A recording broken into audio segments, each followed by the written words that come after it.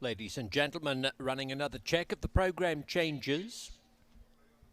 The first at 12:25 opens a 50-cent pick 5, scratch number 7 Corbett's Crush, and 13 My Secret Dreams. 7 and 13 out of the opener. Race 2 with 50-cent pick 4 wagering. The jockey we needed for number 1 Abuelo, Luan Machado. Luan Machado on horse number 1. Scratch number 10, Spy. Number 10 comes out. Race 3, scratch number 6, Theismann, along with 14, Oscar Season, 15 out of deductions, and 16, Eldest Son. Number 13, Alda, will run and will be ridden by Brian Hernandez Jr. Brian Hernandez on number 13, Alda. Race 4 with 50-cent pick 5 wagering. The jockey for number 2, Theravada, Edgar Morales. Edgar Morales on number 2. Scratch 6, New Nation. Scratch number 8, Hiiaka. Scratch 13, 14, 15 and 16. So the also eligibles are scratched along with numbers 6 and 8. On to the 5th, scratch number 4, Boy Boy. Number 4 is out. Number 12, Vintage Year, will be ridden by Vincent Cheminade. Vincent Cheminade on number 12. Scratch 13 through 16.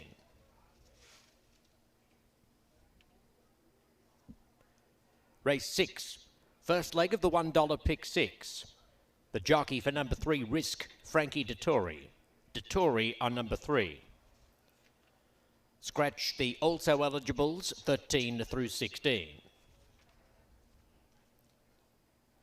Race 7 opens another 50-cent pick 5. Number 1, Mo Stash, will be ridden by Brian Hernandez Jr. Hernandez on number 1, Mo Stash. Scratch 6, Moonlight. Scratch 7, Axtelm. And number 8, Run Curtis Run. Numbers 6, 7 and 8 are all scratched. Number 13, Double Clutch, will run. Number 14 will not. Scratch number 14. Race 8, opening a 50-cent pick 4.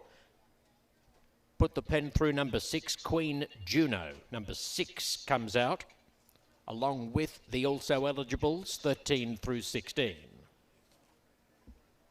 The 9th is the NTL Kentucky Downs Juvenile Sprint. The jockey for number 3, Win and Juice, Jaime Torres. Jaime Torres on number 3.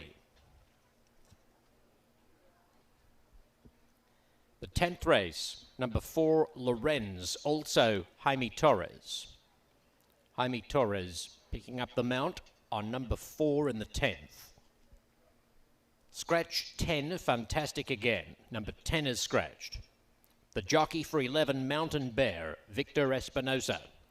Victor Espinosa on Mountain Bear number 11. Number 13, Emmanuel, will run. Scratch 14, St. Anthony. The 11th, with 50-cent super high 5 wagering, is the Kentucky Downs Juvenile Fillies, and there are no changes to report.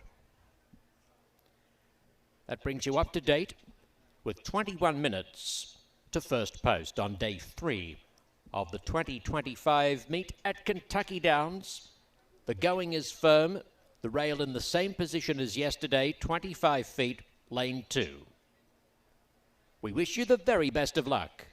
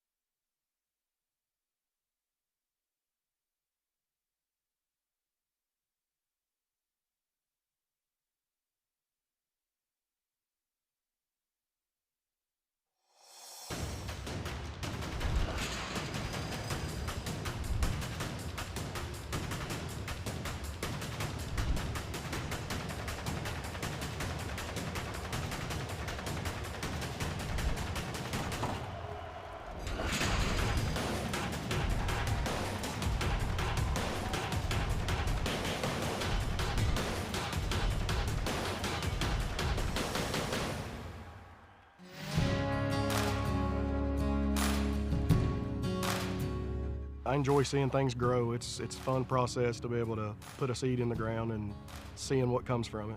We always enjoy going to Wrights because they're always very helpful, and when we're in a need, they always get it done for us. You know, if we break down the field, I make a call to Wright Implement, and they always have someone out within a reasonable amount of time. I've been working with Wright Implement for several years and wouldn't recommend any other dealership.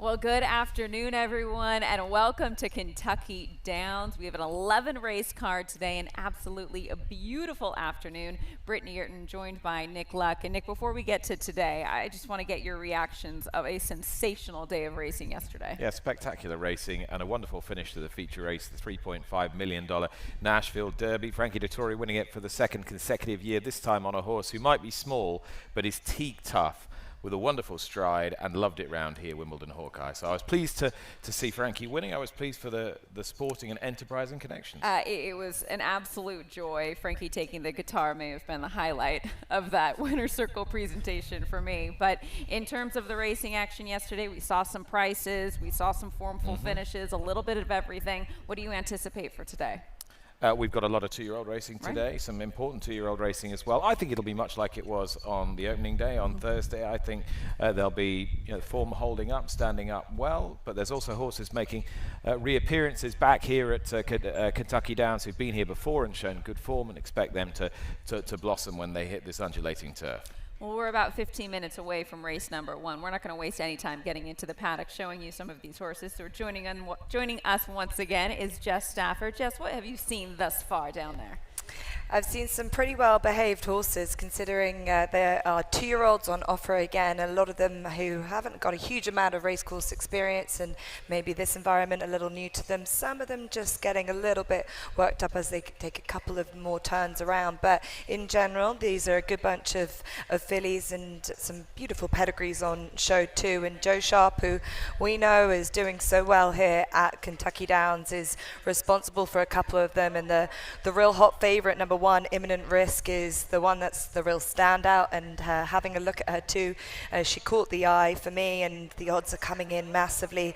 I think this horse will be exceptionally difficult to beat. She had Irad Ortiz on board when she was 3rd at Saratoga not that long ago. She's been doing some good workouts since then. Jose Ortiz comes in for the ride, and we know how well he has been riding Kentucky Downs.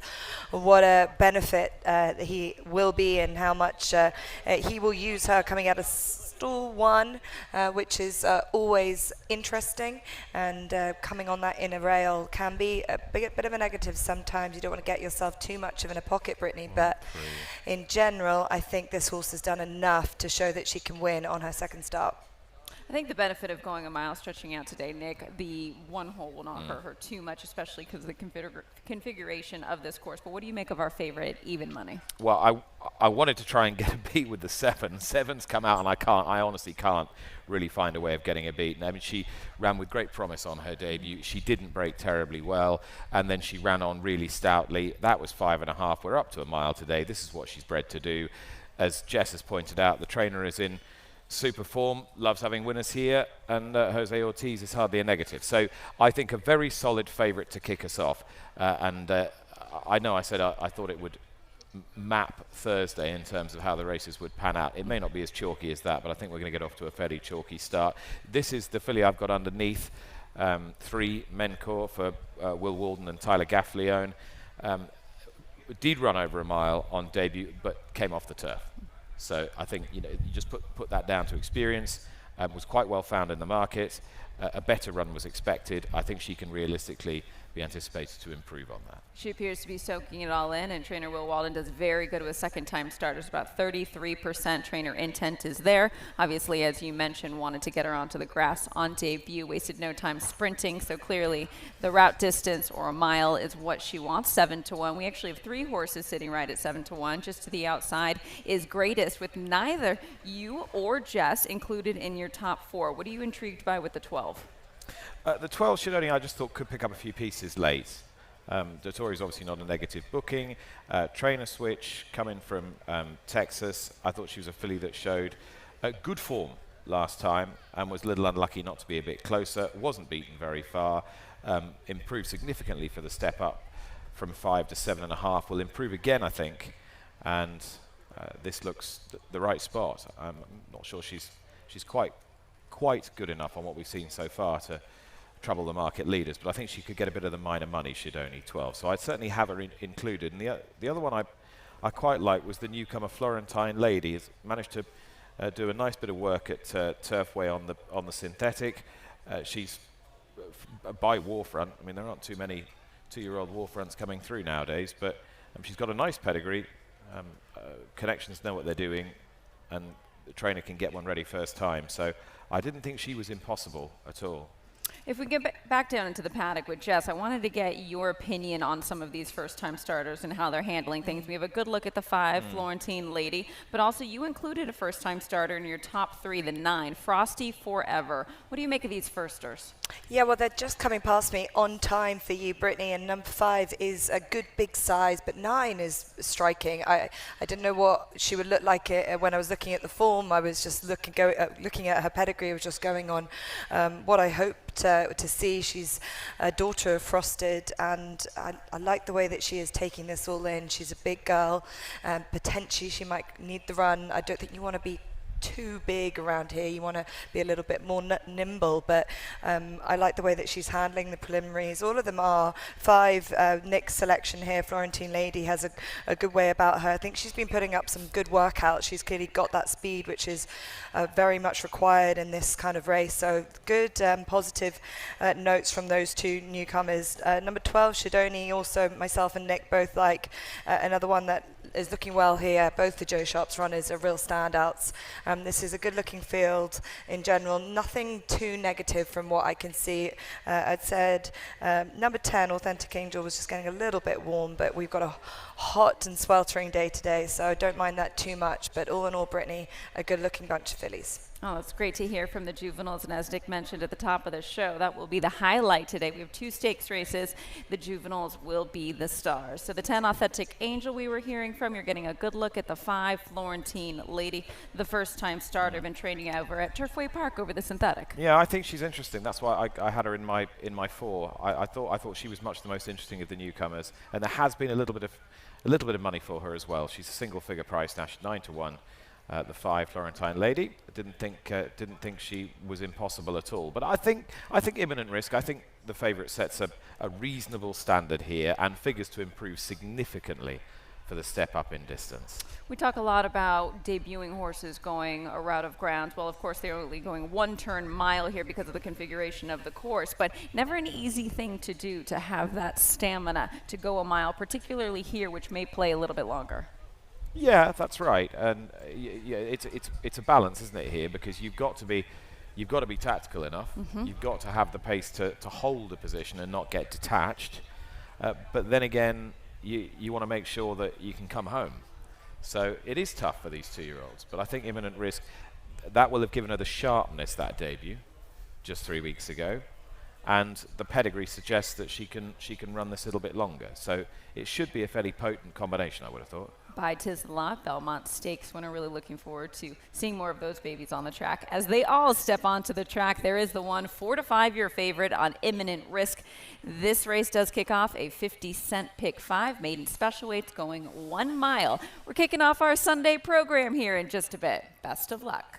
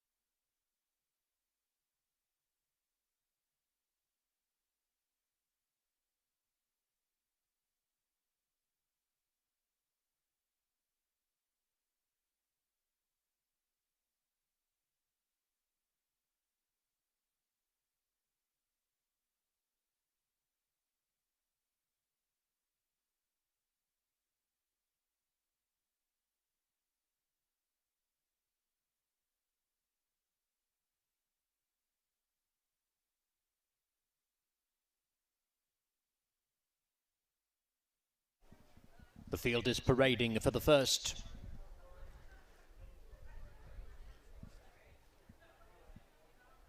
This is a 1 mile maiden for 2-year-old fillies.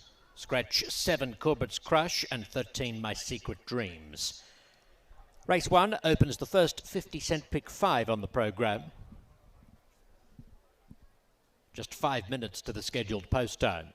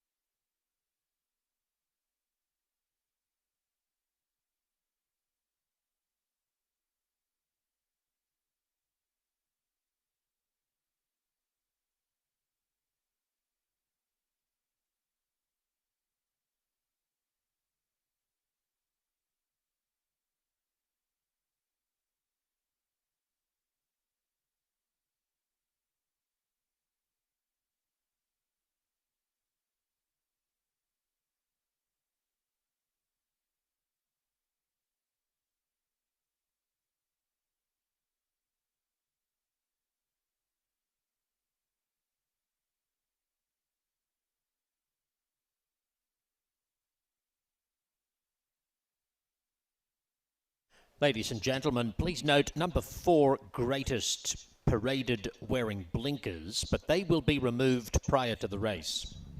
Greatest, number 4, did not wear blinkers last time and is not listed for an equipment change today. She inadvertently paraded with blinkers, but the stewards confirm they will be removed from number 4 Greatest prior to the race.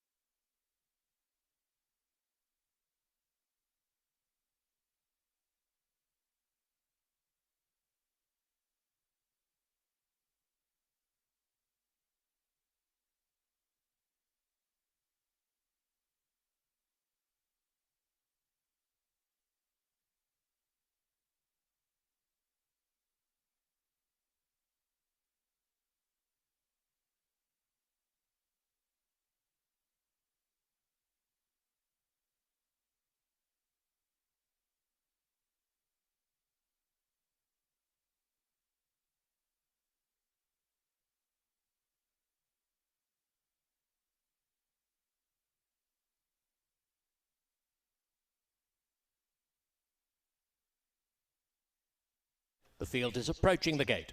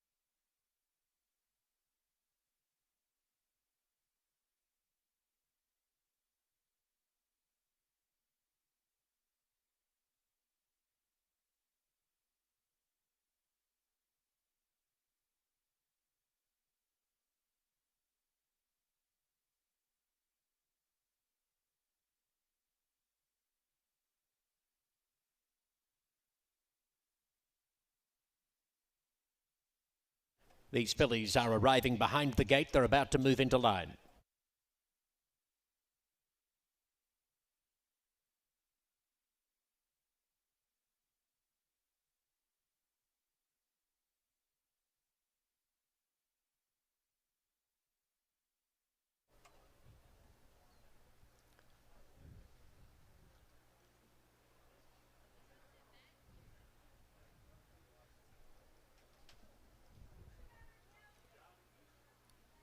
Broadway Musical is the first into the gate, joined by Lady Invita and Imminent Risk. Frosty Forever coming up.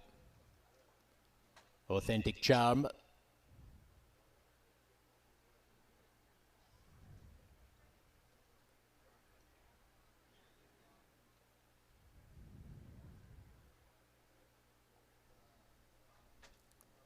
Authentic Angel about to come forward. Authentic Charm just balking at the first attempt to load her.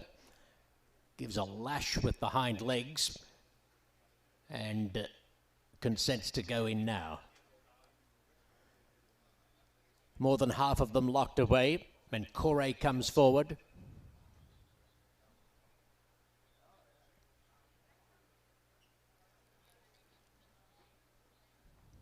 Frosty Forever and Greatest loading simultaneously.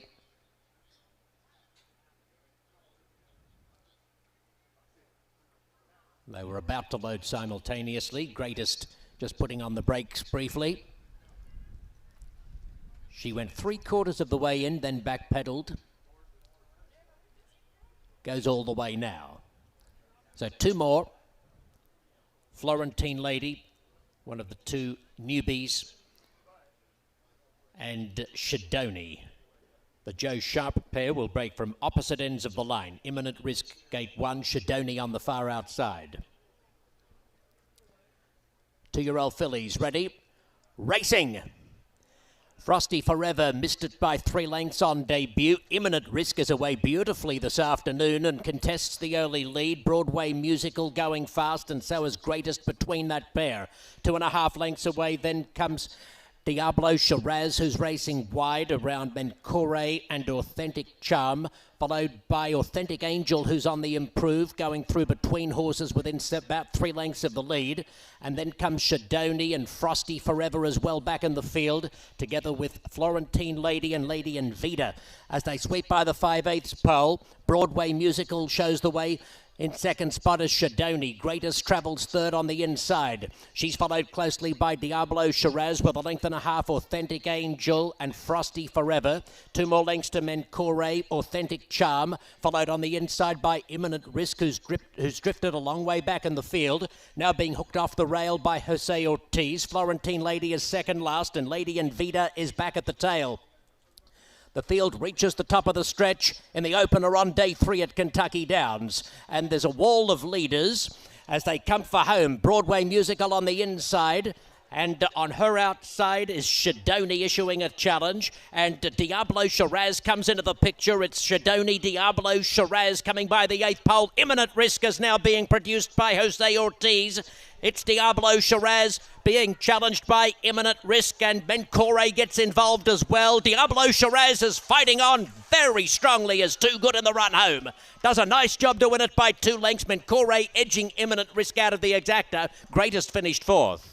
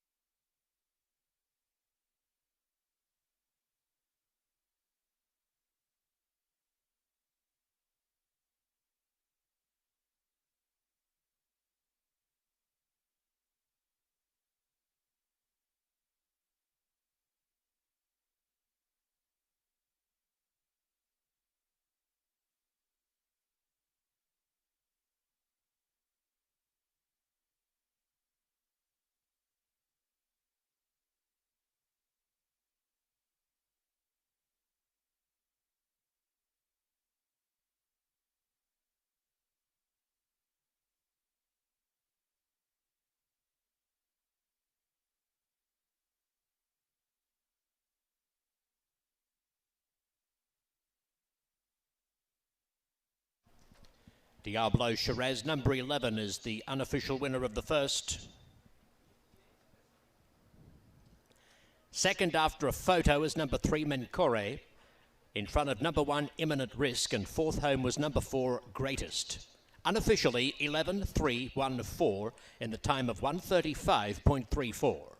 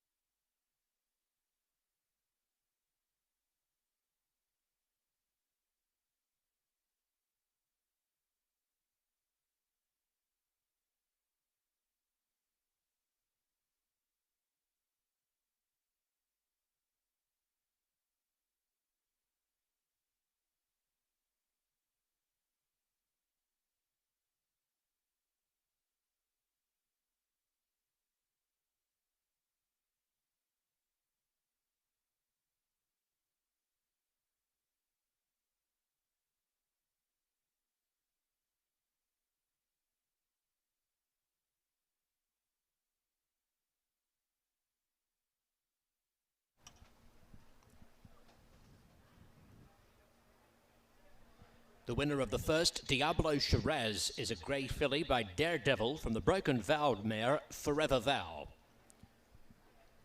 Bred in Kentucky by Frankfurt Park Farm, owned by John Ennis, Crumbo Lane, Greg Vance, and Hayden Noriega. Trained by John Ennis, ridden by Sophie Doyle.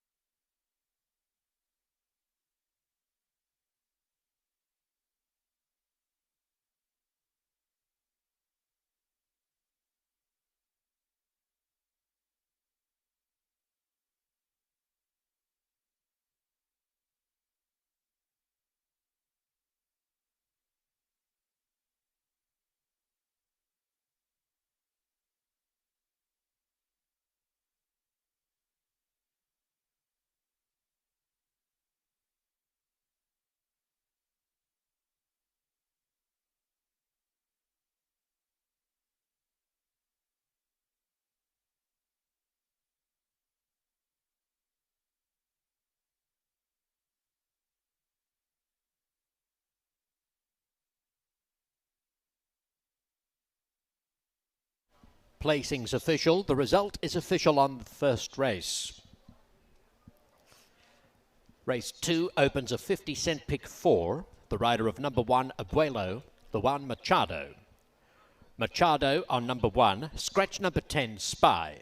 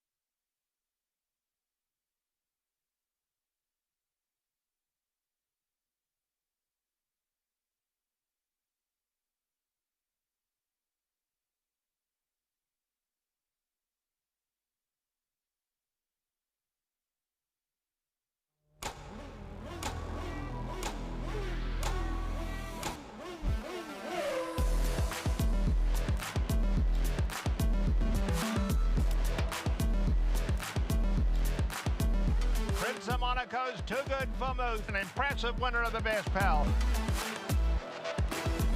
Miramondi's All Hot, but Prince of Monaco Too Good.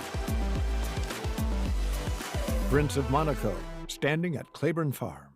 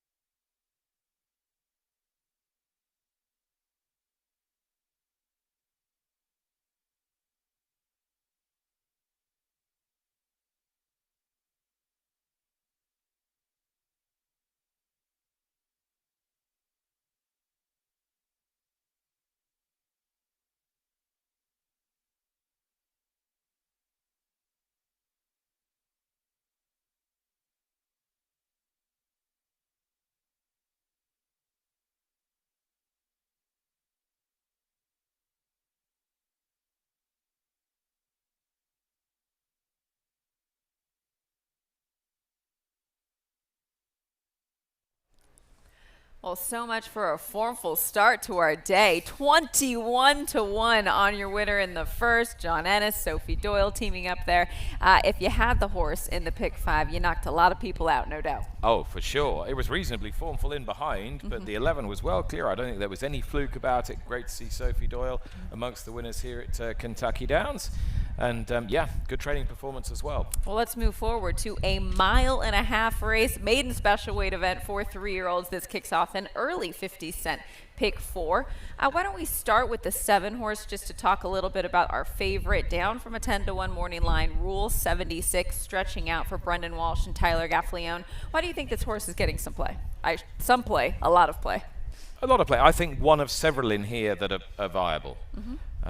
I don't think you'd ever have thought he was going to be a 10-1 shot, in fairness, given the fact that he ran extremely well last time out at Churchill. It was a big step up from his pretty promising debut, and you and I were talking a few moments ago. You like to see a horse the second time they go to the racetrack take a nice step forward, because then you know that mentally they're moving in the right direction, that the first experience hasn't left any kind of a scar on them. And look how relaxed he is today. He looks really well, and I've certainly got him in the mix today.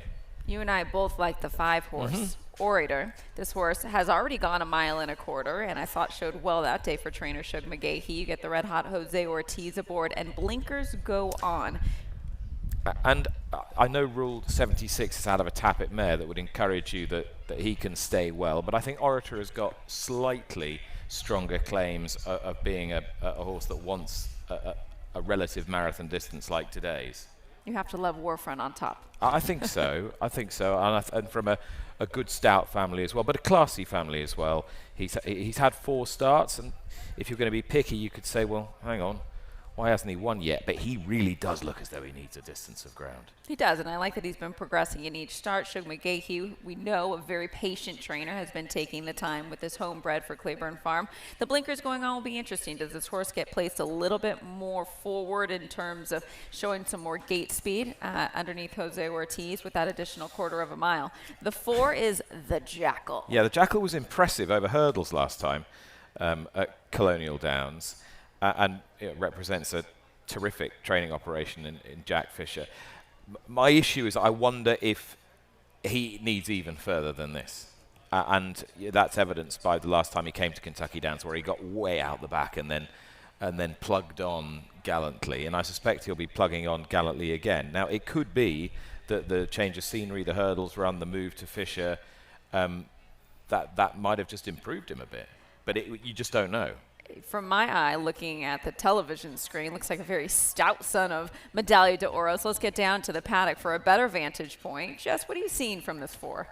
Yeah, look, there's lots of different kind of shapes and sizes in here, but the Jackal is a very sizable unit, and a horse that I'm not surprised is taken to jumping hurdles. And I thought Jack Fisher has brought a very interesting group of horses today to Kentucky Downs, this being, as we know, one of them that's already been here before. But as Nick quite rightly has put it, he's a horse that might have just been sweetened up a little bit. He's also had a gelding procedure as well recently, so that might just have benefited him. I thought that was, a very impressive and easy victory. Yes, he probably wants even further than this, but I think there are some that you question whether they have that stamina. At least we know he will be there. Whether they're going to go out very hard in front as well will be interesting. There are just a couple that I'm not sure about the trip.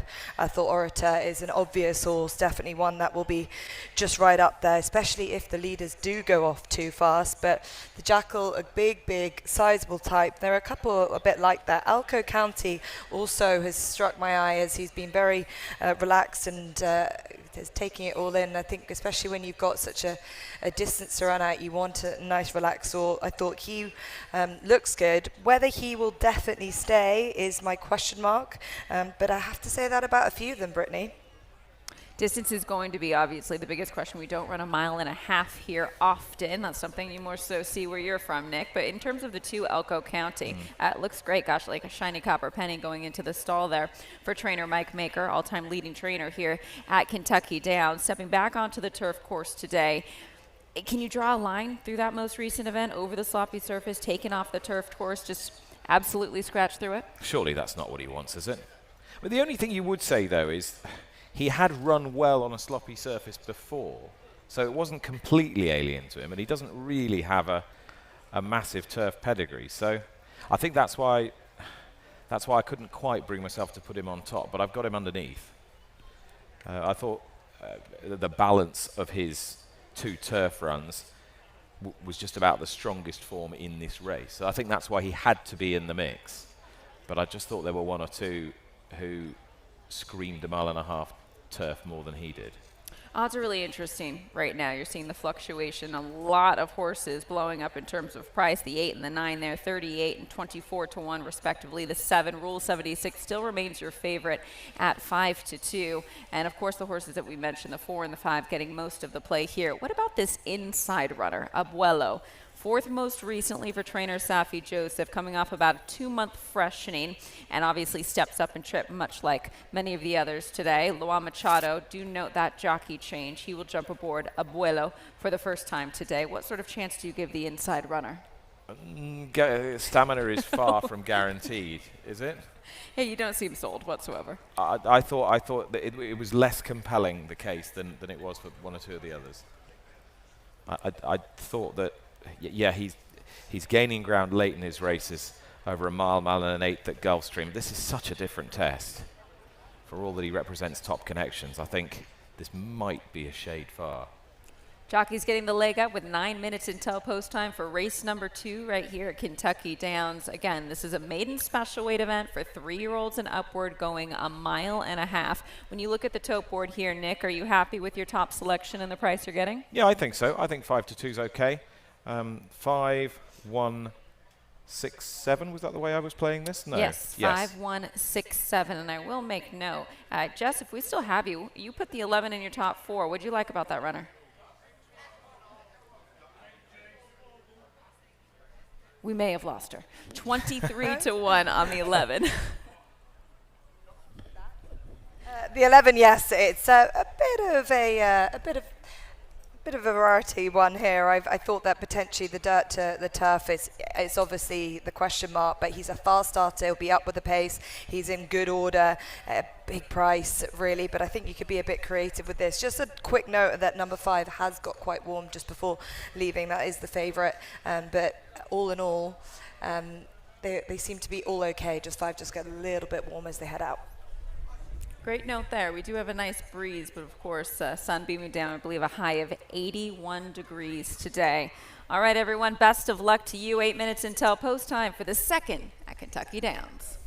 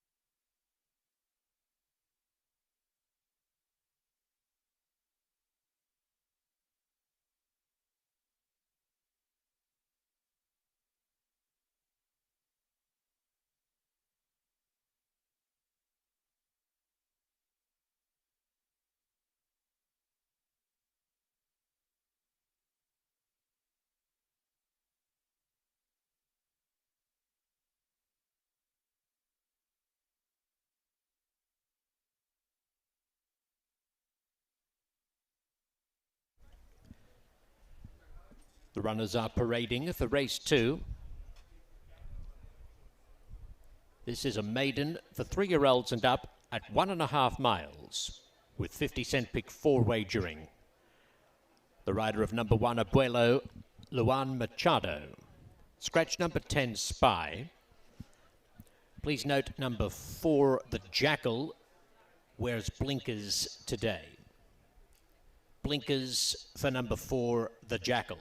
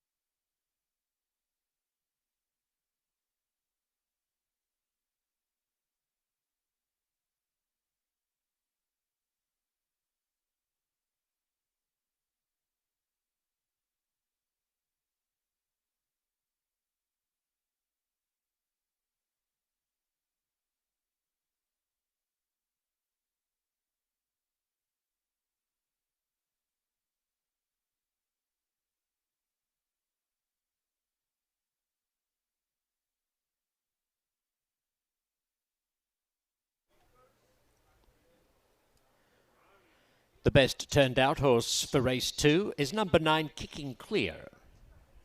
Congratulations to the groom, Ronnie. Kicking Clear, number 9, wins best turned out.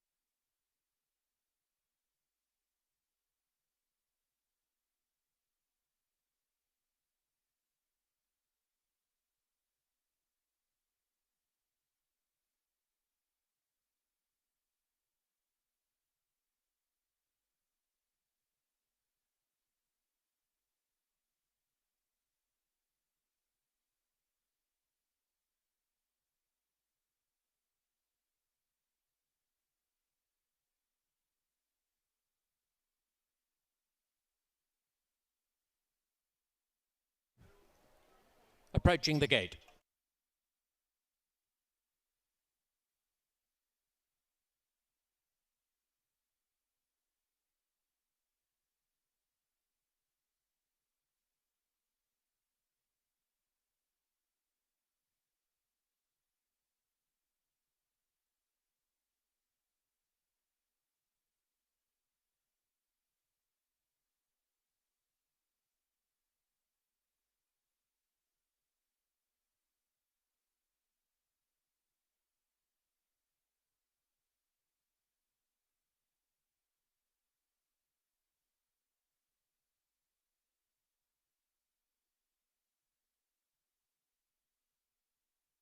Lining up for the second.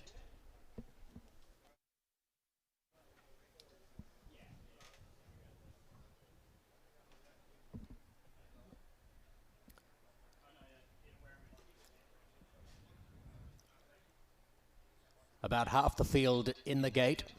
Elko County is coming up to gate 2. Ice Shot to post position 3.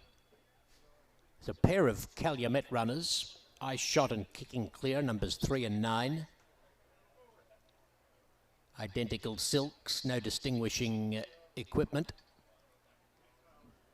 The Jackal, one of the last to load with Orator, and Abi Fede will come up to the outside alley. 1.5 miles for this maiden, race 2. On a Sunday at Kentucky Downs. Racing. Abi Fede out wide on the course. The Jackal showing some speed. Orator easing a little off the pace with Crystal Hill. It's going to be Abi Fede carving a passage across the face of the field and finding a comfortable lead over Crystal Hill, moving up on his outside. The Jackal tucks in along the fence. Kicking Clear is 3 wide as they vacate the home stretch, and Orator easing back from between that pair to 5th, drops down to the rail. So Kicking Clear now 1 off the rail as they race around that bottom turn. Pacific is about 4 lengths away. 2.5 clear of Elko County. 2 more lengths to Ice Shot. Rule 76 a long way back, and Abuelo is the tail ender. Into the back terrain. They have a mile left to go. They begin to climb up the back stretch, and Abi Fede leading in his turf debut by 1.5 lengths. Crystal Hill is second. On the inside, the Jackal running third. He's followed closely by Kicking Clear. And then Orator 5th along the rail, 4 lengths from the pace. 4 lengths gap then to Pacific. Followed by Ice Shot and Elko County, Rule 76, and Abuelo as they take that top turn and dip right-handed down the hill. It's Abi Fede making play. Abi Fede is the leader by 1 length to Crystal Hill. Orator improving along the inside, saving ground into that far turn, gets right up onto the back of the leader. The Jackal is 1 off the rail, 2 lengths from the front in the blue blinkers. Then 1.5 lengths off comes Ice Shot. He's 5th at the half-mile pole. Kicking Clear, and they're followed a little further back in the field by Rule 76, who is making some headway. He was right back near the tail early, gets up to midfield for Gaffaleone with 3/8 to go, 6 more lengths for him to gain. Elko County Pacific and Abuelo comprise the trailing trio. At the top of the stretch, Abi Fede is the leader, narrowly from Crystal Hill. In third spot, the Jackal, a last start winner over hurdles. He's still prominent as they swing for home. Orator back behind them near the inside, coming under pressure, followed by Kicking Clear and Rule 76, and I Shot towards the 8th pole, and it's Crystal Hill, Abi Fede, out wide the Jackal putting in a spurt, and the Orator will have plenty to say about the outcome as he gets through now. He just got steadied slightly, he had to switch across the heels of the Jackal. The Jackal's in front, Orator and Kicking Clear and Crystal Hill all boxing home well, but the Jackal wins. Orator second, beaten a half length, a tad unlucky, had to alter course. Crystal Hill, I think, grabbed third. Abi Fede Kicking Clear up close for the superfactor spot.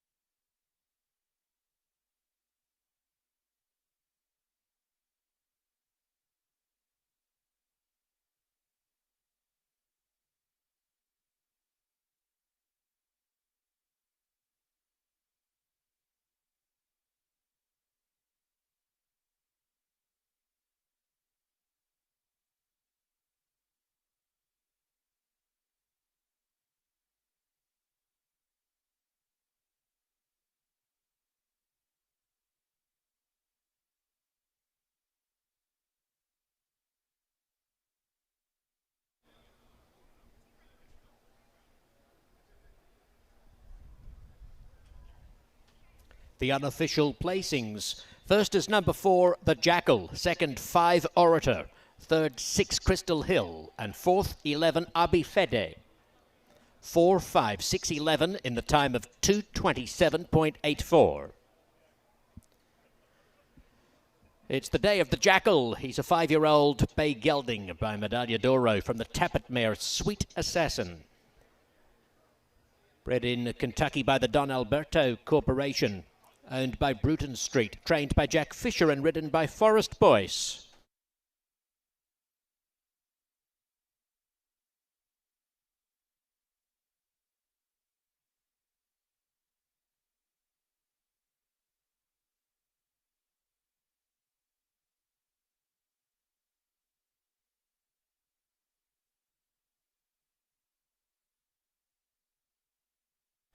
Ladies and gentlemen, your attention please. There is a double objection, a dual objection.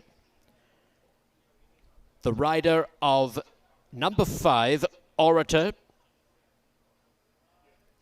who finished second, is alleging interference from the winner. So there is an objection, second against first. Additionally, there is a claim of foul by the rider of number 9, Kicking Clear, who finished 5th, lodged against the runner-up, number 5, Orator. So 2 jockey objections, 5th against second and second against first. So Orator number 5 is the subject of both objections. He's rider alleging interference from the winner, but also There is alleged interference by number 5, Orator, the runner-up, from number 9, who finished 5th.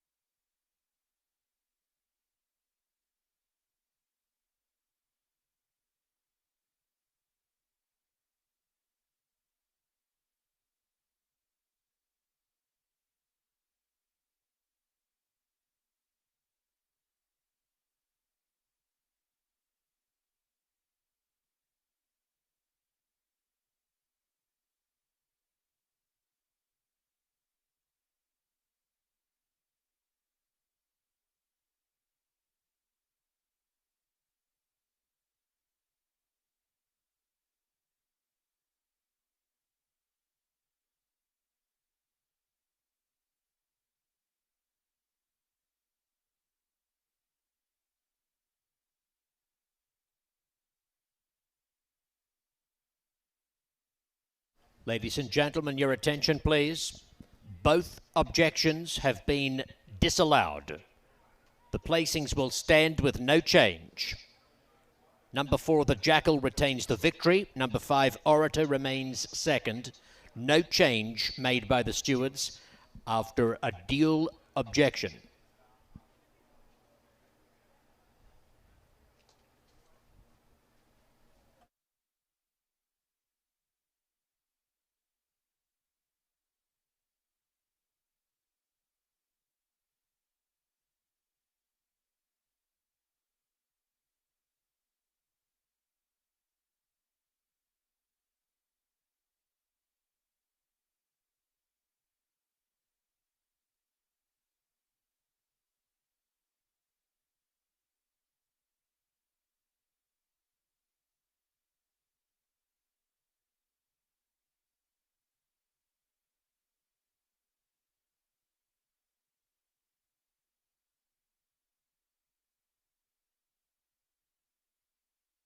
The result is official. Placings officially 4, 5, 6, 11.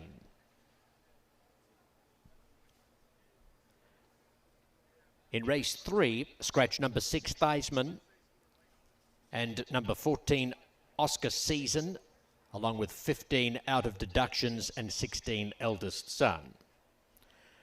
The jockey for number 13, Alder, Brian Hernandez. Hernandez riding number 13.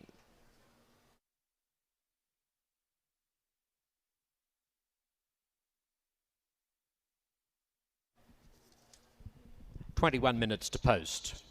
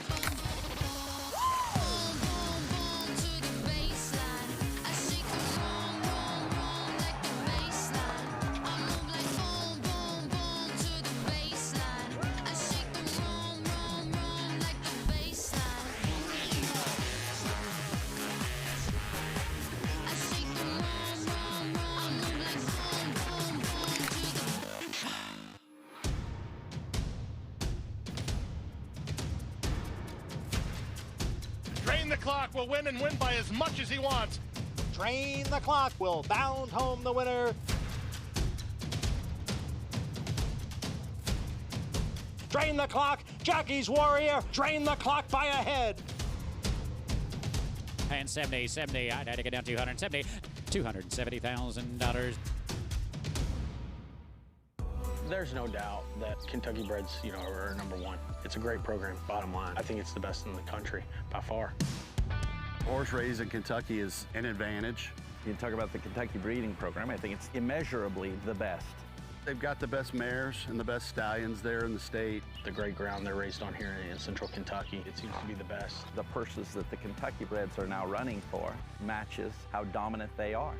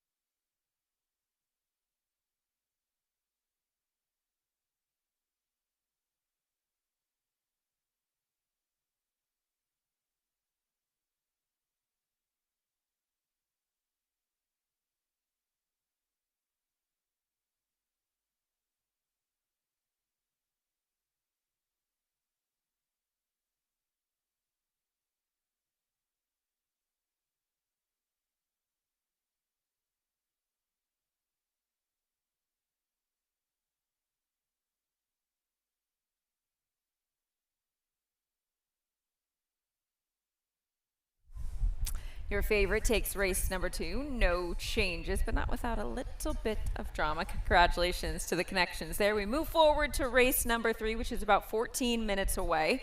This is an allowance optional claiming event. They will be going 1 mile for 3-year-olds and upward. And Nicholas, I had just asked you, would you like to start with the favorite or your top selection? He said, my top selection. All right, well, give us the sell. Got to give the people what they want, Brittany. They want winners, so we'll see. Well, I've tried to be a little more outside the box here. 8 is my pick. The process. Cherie Deveau and Florent Giroux teaming up. Now, it was behind a couple of these last time at Ellis, Aspenite and Alder, but didn't have a clean trip, and I think would have beaten those two with a clean trip. I was rather taken by the fact that this is this colt's 7th run at his 7th different track, which is quite unusual in this country. But he's clearly pretty adaptable because he's run his race at all of them. And I think the way this race is likely to set up will suit. I think there's a bit of pace for him to run at, but he's not a horse that sits too far back. I think he should get a nice stalk and pounce trip, represents top connections, and I think at the likely odds, or at the odds currently, he represents fair value. Oh, great value. It's 6-1 currently. Get a good look at this horse around the paddock. A very good looking son of More Than Ready out of Eblouissant, a horse that I know well, raced in Southern California. Okay, let's start with the favorite, or follow with the favorite, I should say. Quattro Centro is the 4, currently a 2-1 for Julien Leparoux and Fausto Gutierrez. His horse is coming off a very good second place finish, but was the beaten favorite that day, 70 cents on the dollar. Yeah, I mean, it has come up against relatively thin opposition and has been quite cleverly placed in valuable races at Ellis the last twice. I think this is a slightly deeper race, and for all that he's probably a worthy favourite, I would rather have him underneath, I think, than on top. I like the tactical ability of this runner, absolutely. A mile has never tried Kentucky Downs, though, but with that pedigree, War Front on top, I think should suit, and the running style as well should sit well over this Kentucky Downs course. There is the 4, 8-5 now, so the price continues to drop on this 4-year-old colt as our jockeys make the way out to the paddock there. For you, who was your third pick? My third pick was number 9, Spirit Prince. Yes. Miguel Clemens brought a little select team to Kentucky Downs. They've been running well. And of course, he's been in extraordinary form since taking over the stable. And this colt, I thought, took another little step forward last time at Monmouth. And I thought did well in the circumstance. I think could be upgraded because didn't get the best trip and still was comfortably on top at the finish. They went quite quick that day, and he'd want a similar pace scenario today, I would imagine. And second off of an 8-month layoff, you only assume this horse is a fitter, faster version of what they were last time out, and did beat a next out winner in that 3rd place finisher. So I like Spirit Prince a lot, and I think 4-1. What are we getting? Yes, 4-1 on this runner is a very, very fair price. As we saw in the opener, 21-1 shot. Can you get crazy with the cheese whiz? I thought the horse that's drawn into the race today had a shot. 13 Alder. It's the same form as the process that I was talking about a little bit earlier on. Alder was 3rd in that race. I think figures to sit a little closer than the horse who finished in front of him, and probably got drawn into battle a little bit too early. So I thought at those sort of odds, he ought to be used somewhere. So I went in the end 8, 4, 9, 13. Do make note, jockey change on the 13. Brian Hernandez Jr. will ride, as that also eligible does draw into the race with the scratch of the 6. Theismann will not run. 9-5 currently on the 4-horse here. From what we've seen in the first 3 days here of racing at Kentucky Downs, or 2.5, 2.25, I would say, when you're looking over the form and you want to find a horse that has not run here previously but might suit this track, what do you look for? Well, that's a desperately difficult question, because I think as much of it's about physique as what you can see on the page, isn't it? You know, a horse that has to have the requisite conformation and balance to act on a track like this. But clearly you want a horse coming here in good heart, in good form. You don't really want to see signs of a horse's form tailing off or dipping off. You know, I think here you got to have a horse who's genuine and wants to do it. It was interesting speaking to Brian Hernandez yesterday, who of course is the all-time leading rider here at Kentucky Downs, and the type of horse that he feels really suits this course. Athleticism was the main thing he said. And I asked him what's the most challenging part and what's the key to winning here, and he said, get out of your horse's way. So it didn't sound like it was a situation where these jockeys need to make a move here or wait a little bit here. They just really need to read their horse and get out of their way. That was the point we made on the opening day, wasn't it? That they need to rate their energy evenly around the track, because if you start to make up too much ground down the hills, then you've got nothing left for the finish. So it's just about, as he said, interfere with them as little as possible. Jockeys just with the leg up.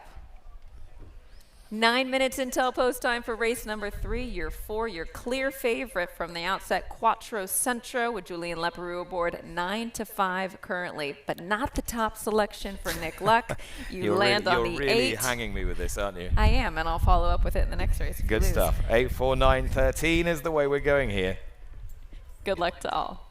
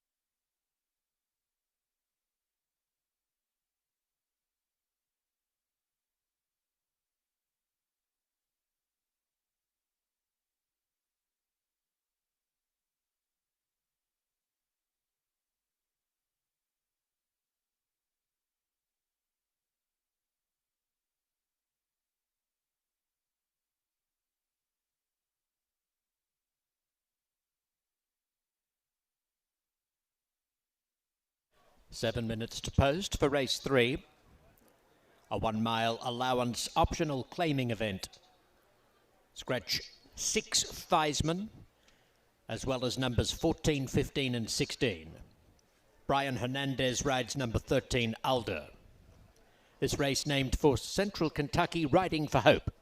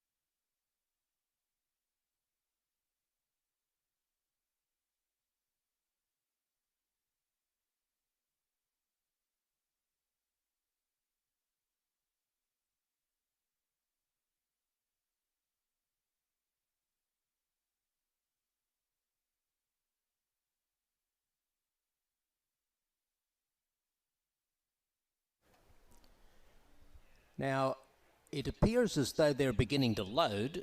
Still shows 3 minutes to post. But they are, in fact, filling the gate, so please note, the gate load is well underway.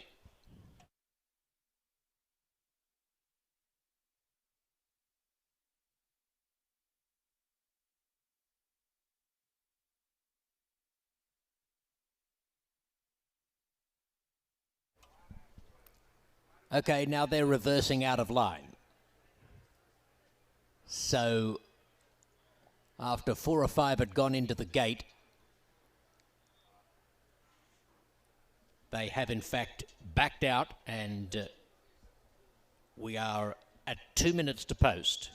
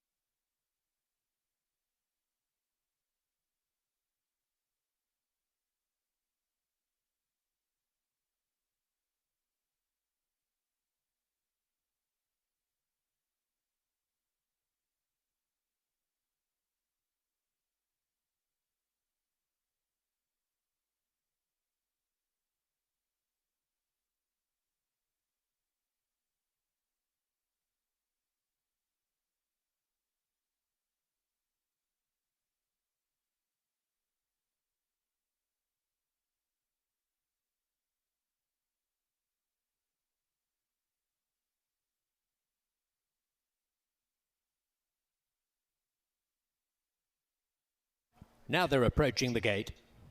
1 minute to post.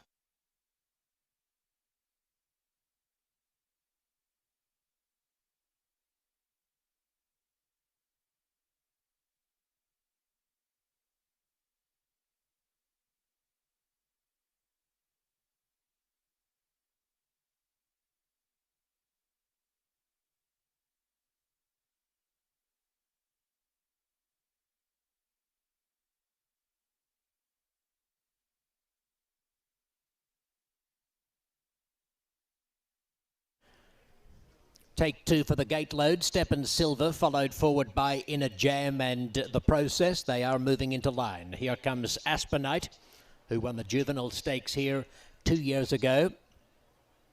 Quattro Centro heads the wagering at 6 to 5. Goes forward into post position 4.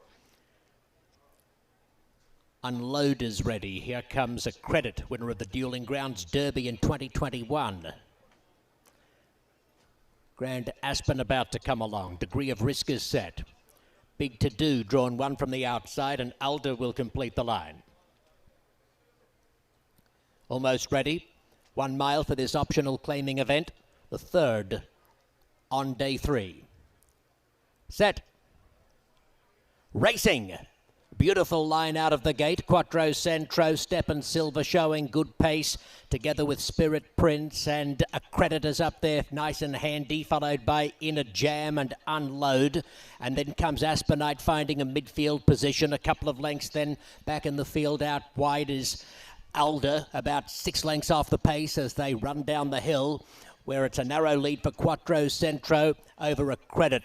Followed wider by Unload, putting his nose into 3rd position. Inner Jam has won off the fence. Step and Silver follows the fence past the 5/8 pole as they swing into the far turn. Then comes Alder out on a limmy before wide, 3.5 off the pace. In advance of Spirit Prince, Aspenite, Degree of Risk. Then comes Big To Do, followed well back in the field by The Process and Grand Aspen. They have 3/8 of a mile left to go. Quattro Centro's just the leader. Quattro Centro and A Credit on his outside with 5/16 of a mile to run. 2 lengths away, Step and Silver under lock and key from Inner Jam. A bit wider out comes Unload. Wider out still Alder.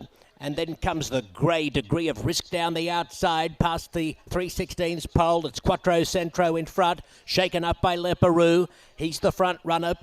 Degree of Risk is trying to get after him, and so too is Spirit Prince coming home well, but Quattro Centro is holding sway, maintaining a clear advantage to the wire. Quattro Centro takes it by 2 lengths.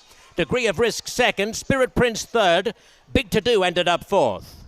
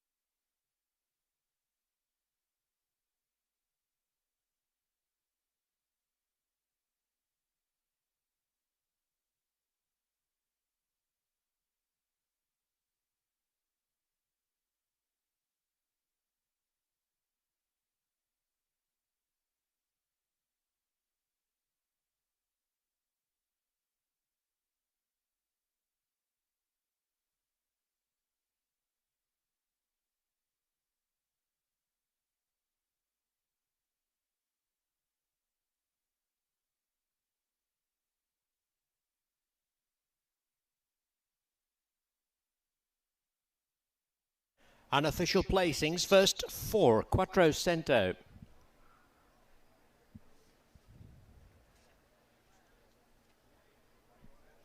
Second is 11, Degree of Risk. Third, number 9, Spirit Prince. And fourth was 12, Big To Do. The time 1:32.44.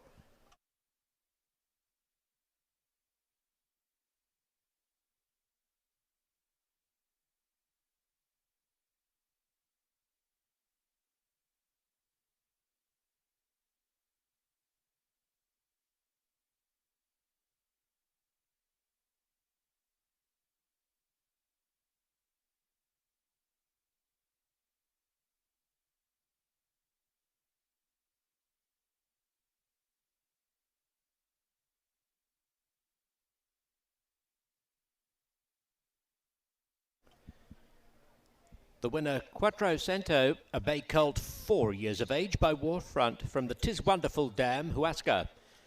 Bred by St. George Stables in Kentucky. Owned by St. George Stable, trained by Fausto Gutierrez, ridden by Julian Leperoux.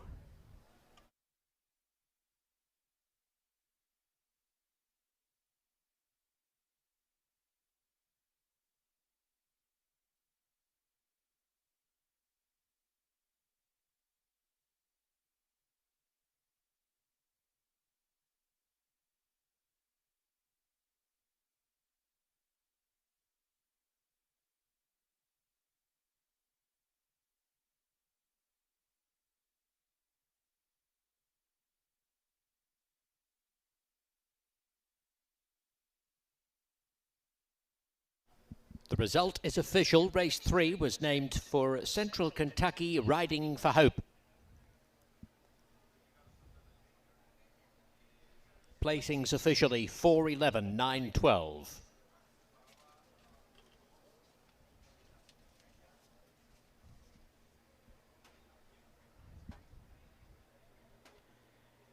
In race 4, Edgar Morales rides number 2, Theravada.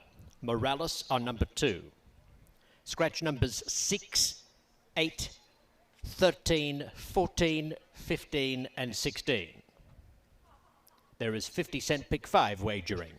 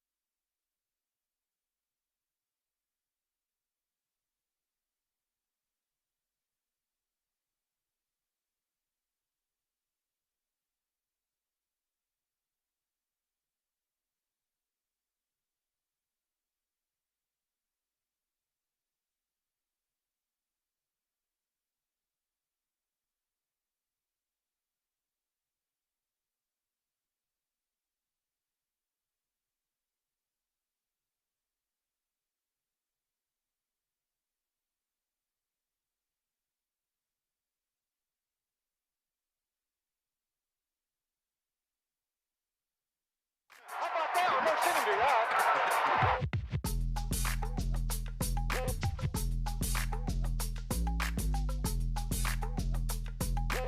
We get that look that we're going for when it comes to this.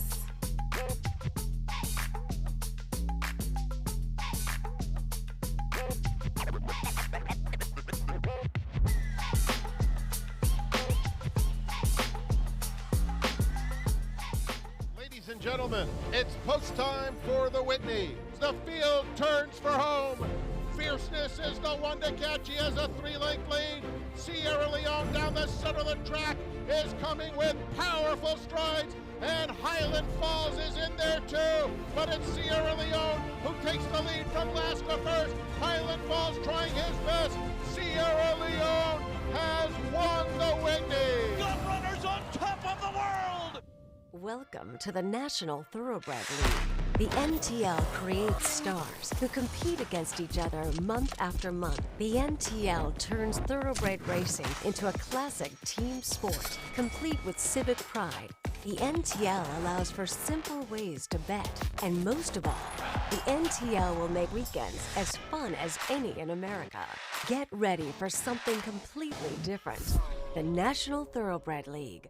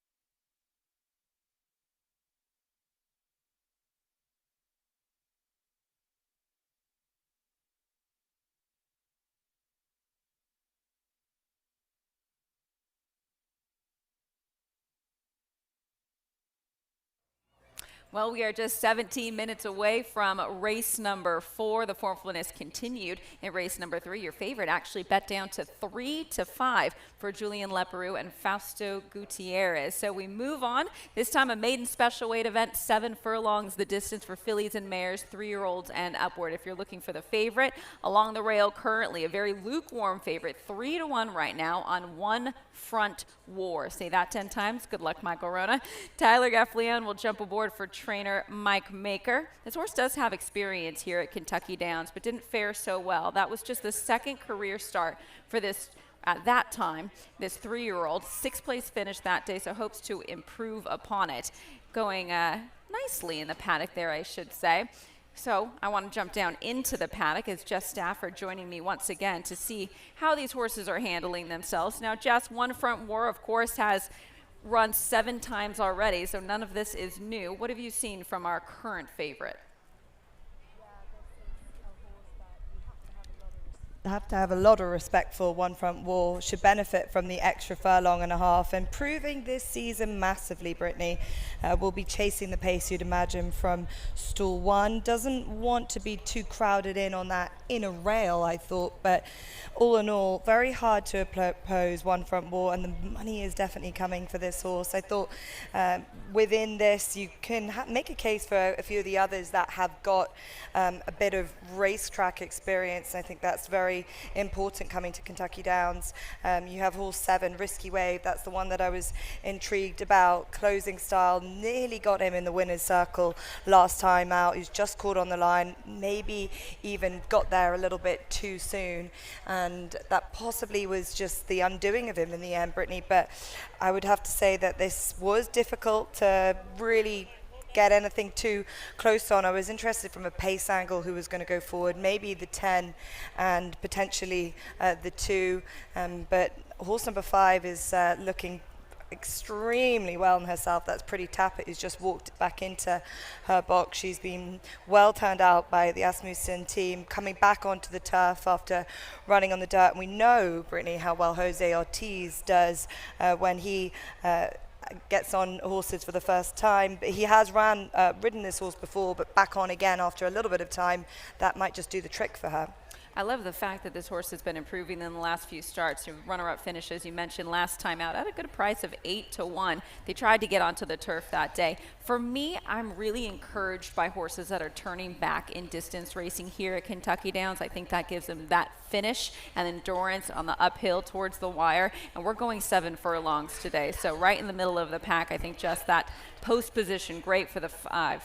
Pretty Tappet, I should say. Can we get back to the 7, though? Because Risky Wave is a massive price right now at 14-1. And for me, again, this is a horse turning back in distance, ran very well last time out for trainer Rusty Arnold. And I read into the fact that they stepped this horse into protected competition again.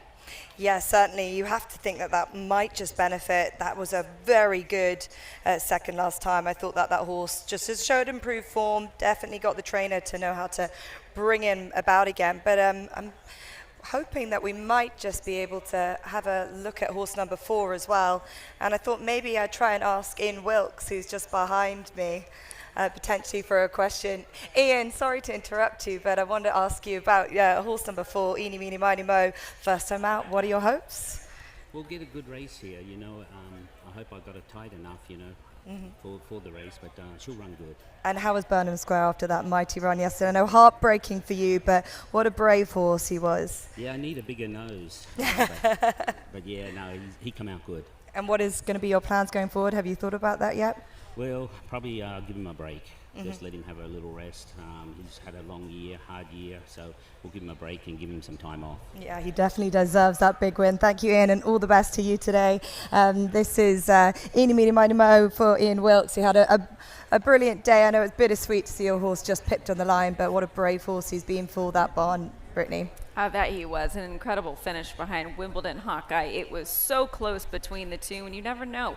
if their form on dirt's going to translate to turf, but of course, incredible pedigree for the turf course and ran to their expectations. So much to be proud of in terms of Burnham Square, and best of luck to Ian and his horse here, Eeny, Meeny, Mighty Mo. Gotta love that name. 20-1 currently.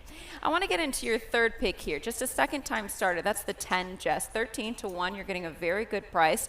It is interesting to see the direction that the odds are going. This horse more than double that morning line, but stepping onto the turf course for the first time. And I'm intrigued by Tiz the Laws. I do think the sons and daughters of Tiz the Law are taking to both surfaces, and you do have Munnings on the bottom.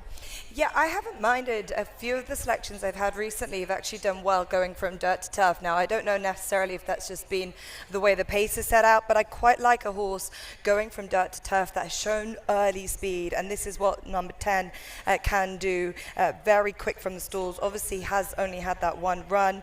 That was at Gulfstream, but you would have to think that the breeding is just about okay. As you mentioned, switching back to turf, the trainer knows to do very well with second starters. He was just a little bit jig-joggy as he came round, but back more settled now. I do love the look of him. He is, I should say, she's a lovely sort. Got a good bit of size to her, but definitely needs to prove that speed again. And I think that could just play really well into her favor, just stepping up 1 furlong. I am a sucker for the big white blaze. Looks fantastic out there. Does the 10 at 13-1. Here's the 12. Okay, what are we seeing? A little bit rambunctious on the toes is the 12 ante. Are you reading that as nerves or feeling good? Yeah, you never know. I quite like a horse that's not getting too worked up, but just ready for it, especially when it gets closer to the off. 12 seems to be just probably going to get brought back to the box, actually, just to keep the nerves at bay. But a few of them have probably just been a little bit like that. 5 is just the same. I thought with 12, I thought she is a horse that if you can forgive her run last time and go back to the starts before Brittany, she's definitely got a good chance here. She just never got into a rhythm last time out at Del Mar.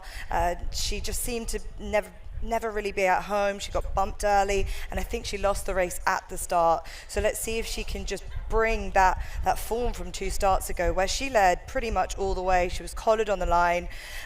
Was that just one run that of hope? Because all the other runs in around that haven't been as good. But the mile is where she's been at. She comes back down to the 7 furlongs here today.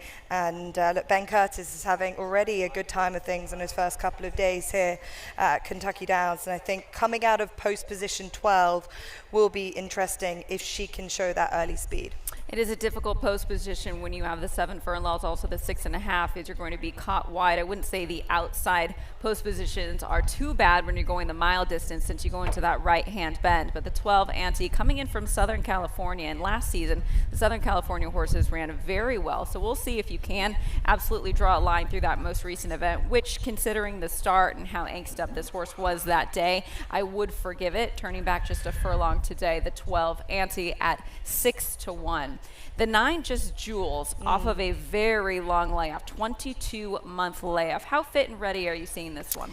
Yeah, I'm looking forward to seeing Just Jewels just come out of her box. She just looked like she was getting a little worked up. This has been, as you mentioned, a long time off the track. First run was at Aqueduct in November of 2023. This horse, a daughter who Justified, cost a fair penny at the sales at Keeneland in 22. 1.1 million she changed hands for. She's a half sister to Ballet Dancing, who was a very successful turf filly. And although she was well beaten on debut, she showed really good early pace that day. And whether she's had some sort of setback that kept her off, it might have been the case. Just waiting to see her come out, and once I do, I can probably get a better look at how she is. But being a daughter of Justify, with the pedigree she has, you think that they'll be hoping to make up for lost time. And actually also looking at her workouts, Brittany, she seems to be pretty fit. She looks it too. There's definitely a good bit of fitness there. She's got a lot of strength about her. She's quite a tall filly. She had a lot of time to grow into her frame, like a few of these, but she's nice and relaxed, whereas 10 just behind, as much as I like the look of her, she looks ready for action now. I appreciate the fact that the owners have chosen to keep her in training. They obviously saw something once she got into that mode. At the Keeneland September sale, as you mentioned, sold for $1 million, so there was a lot to like about her physically then when she was just a year old, and for them to keep her around until she is now 4, there must see some talent during the training. So the 9, Just Jules, looking forward to seeing this one back in action at 5-1 and getting some attention. The 1 at 2-1, One Front War remains your favorite at 2-1 for trainer Mike Maker and Tyler Gaffleone. So some great analysis from the paddock vantage point from Jess Stafford as the horses are making their way out onto the track for the upcoming 4th race. Kicks off a 50-cent pick 5. Good luck.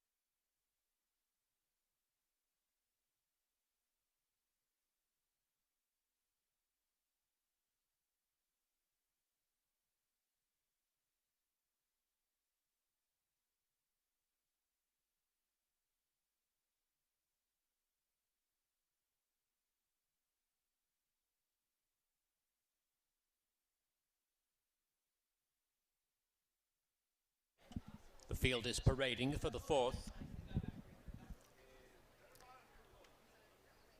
A filly and mare maiden at 7 furlongs. Scratch numbers 6, 8, 13, 14, 15 and 16. Race 4 opens a 50-cent pick 5.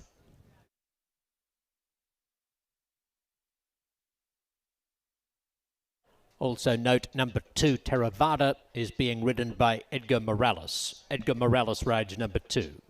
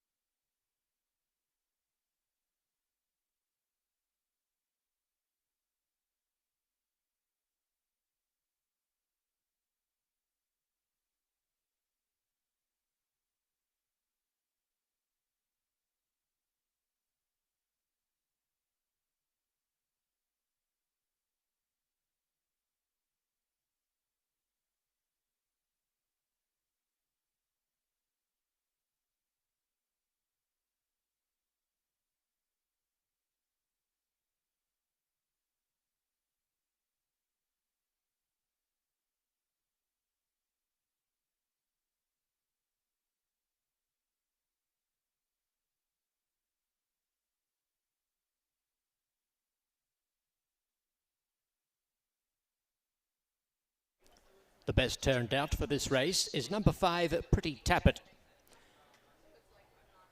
Congratulations to the groom, Fernando. Pretty Tappet, number 5, wins best turned out. Post time in 2 minutes.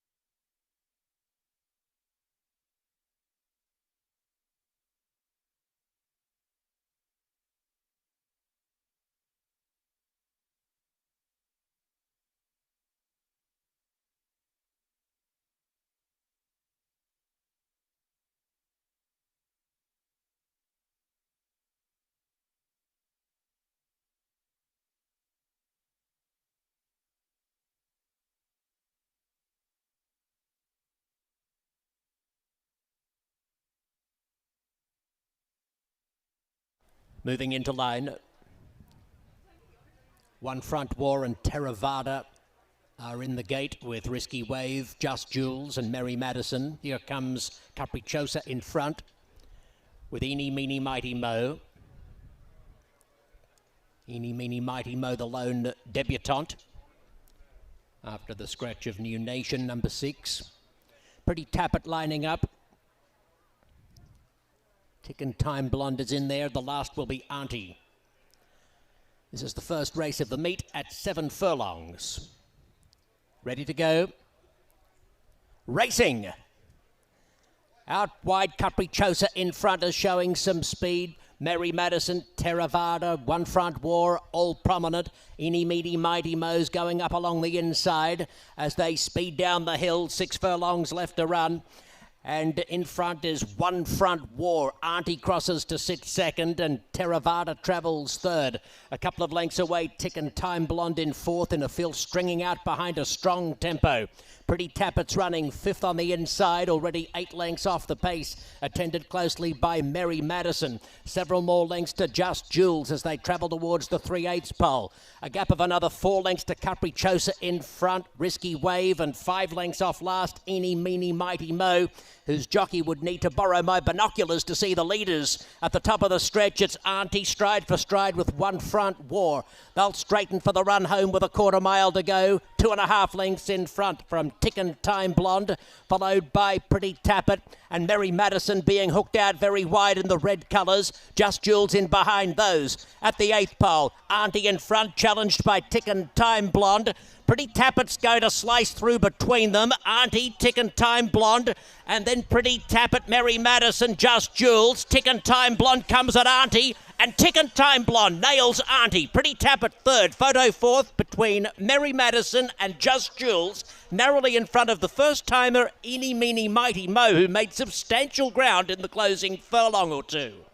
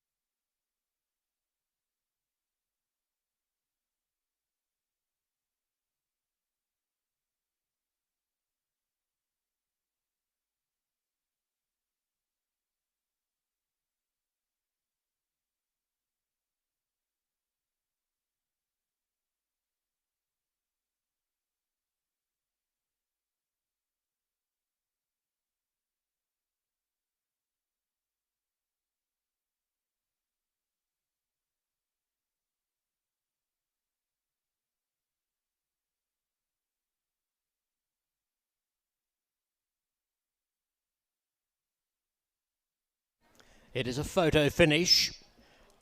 The race time, 1:21.43 seconds. Photo for the win.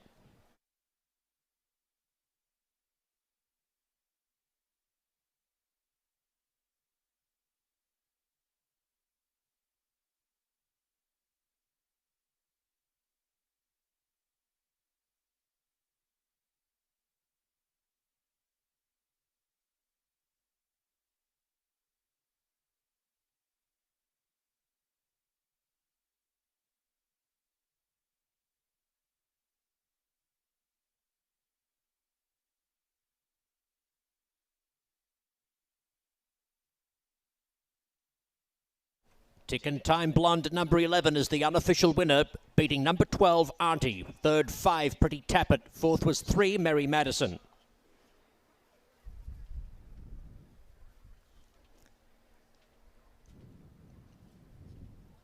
Tick and Time Blonde is a grey filly, 3 by Not This Time, from the Fort Larned Dam Blonde Bomber. She was bred in Kentucky by Clarkland Farm. Is owned by BBN Racing, trained by Victoria Oliver. Winning jockey Frankie Dettori.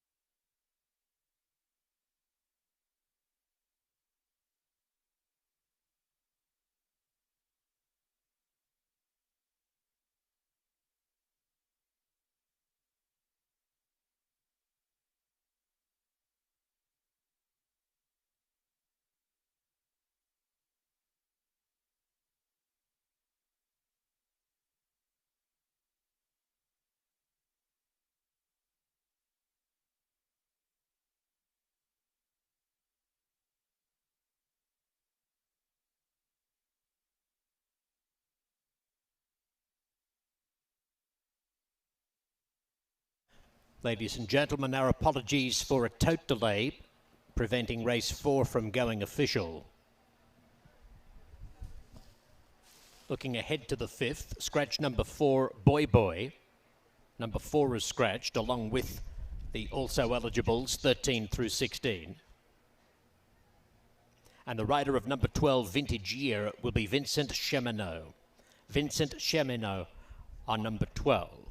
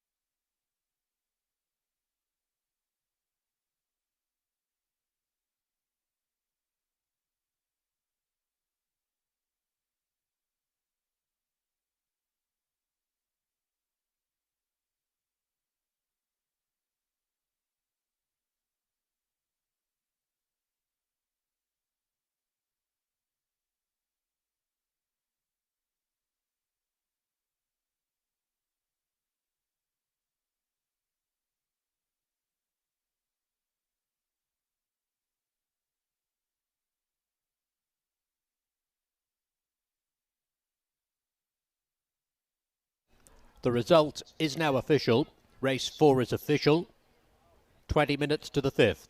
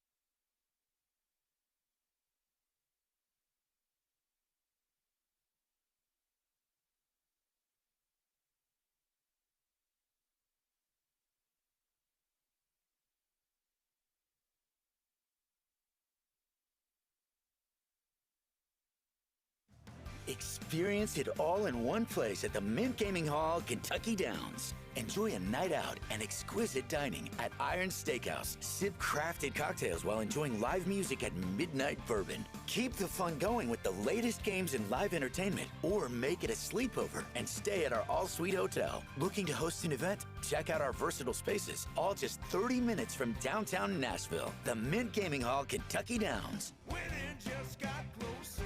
All it takes is a spark. Flameaway comes alive. Flameaway takes the Skidmore. Scat Daddy's only son at stud to win stakes at 2, 3, and 4. Flameaway has the lead. Flameaway, winner of the Sam Davis. It's Dark Saffron, Nakatomi the outside, Dark Saffron, look at Tuz diving again, but it's going to be all too late, Dark Saffron. Flame Away, standing at Darby Dan Farm. Get up! Get up! Get up! Get up! In with a shot, too. Ragtime takes the lead, has to fend off Kilwin, who just keeps on coming. Kilwin or Ragtime? Kilwin on the outside. Kilwin gets off. I'm speechless. We have an unbelievable group of partners, great horsemen, and this has been an unbelievable journey.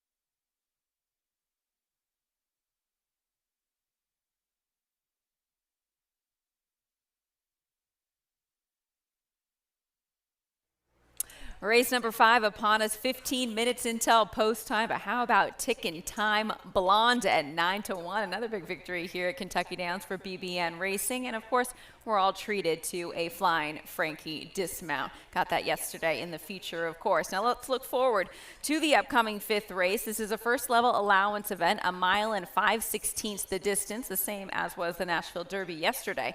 3-year-olds and upward. Right now, our favorite is the 11 at 5-2. That is right off Jerry.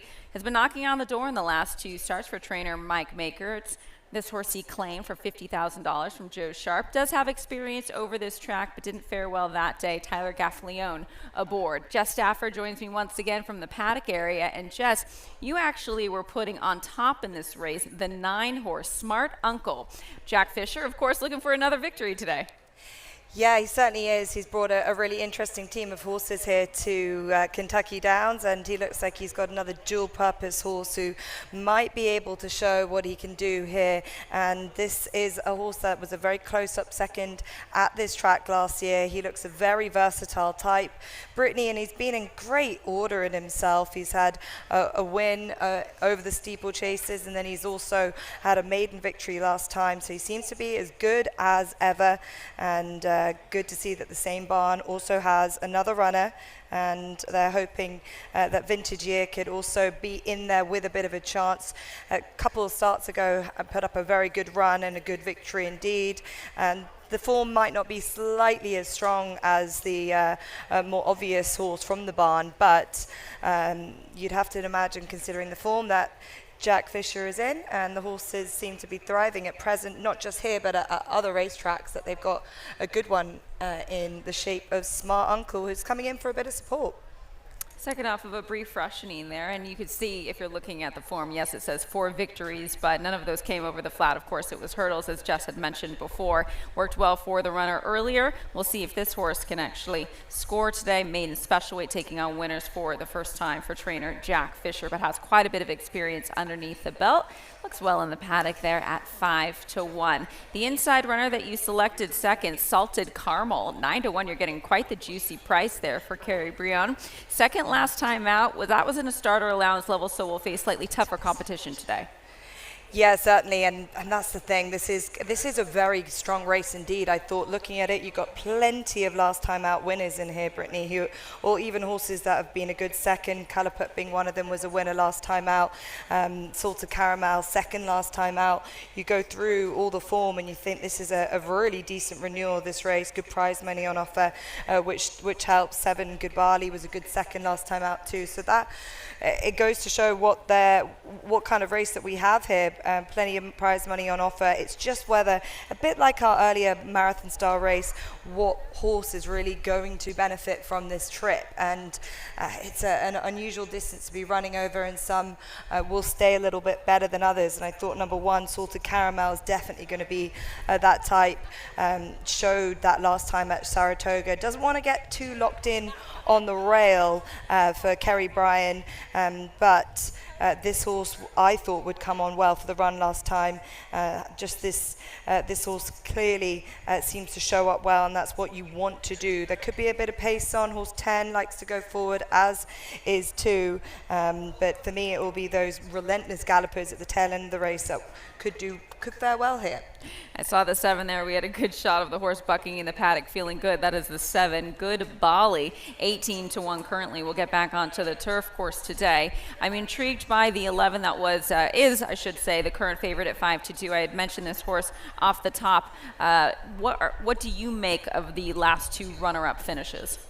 Yeah, I thought he looked like he could benefit from the trip. I thought he would stalk and he'll come well on for the run. He's been brought along pretty nicely over distances shorter than this, but the last run definitely seemed to suggest that horse number 11, who is a very striking grey, will be very much able to build on that performance. Again, if you go back 2 starts ago to the dirt run, he was very good.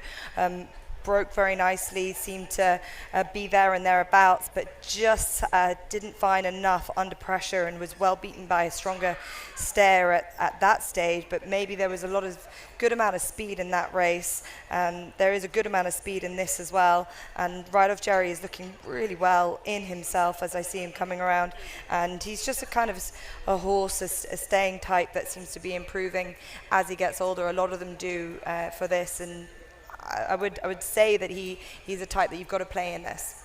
I'm not surprised in the slightest that just to the inside, as the 7 continues to act up down there in the paddock, the 10 Warlander is getting so much attention. 7-2, down from a 10-1 morning line. Of course, distance is going to be a question mark, but this horse obviously likes it here at Kentucky Downs. In just the second start, broke the maiden. Blinkers will go on. The tactical ability of Warlander is something I'm very intrigued by on the stretch out.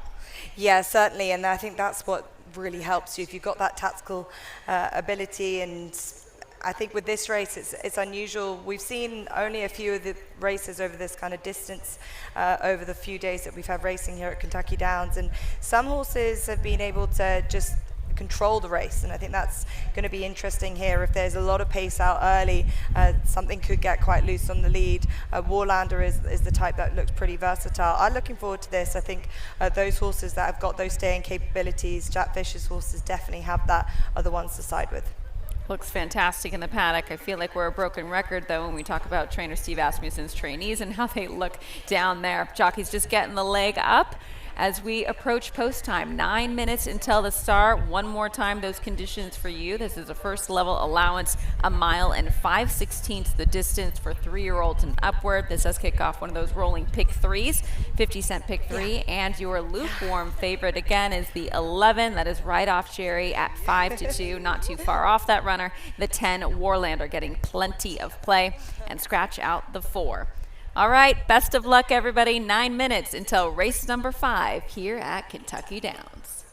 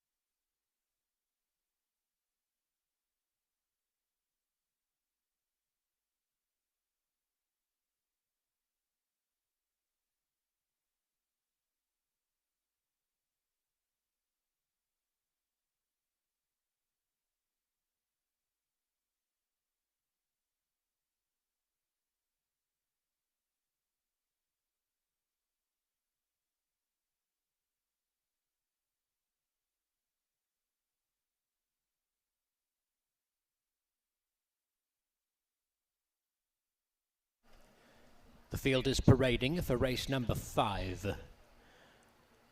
An allowance for 3-year-olds and up at 1 mile and 5/16. Scratch number 4, Boy Boy, along with the also eligibles 13 through 16.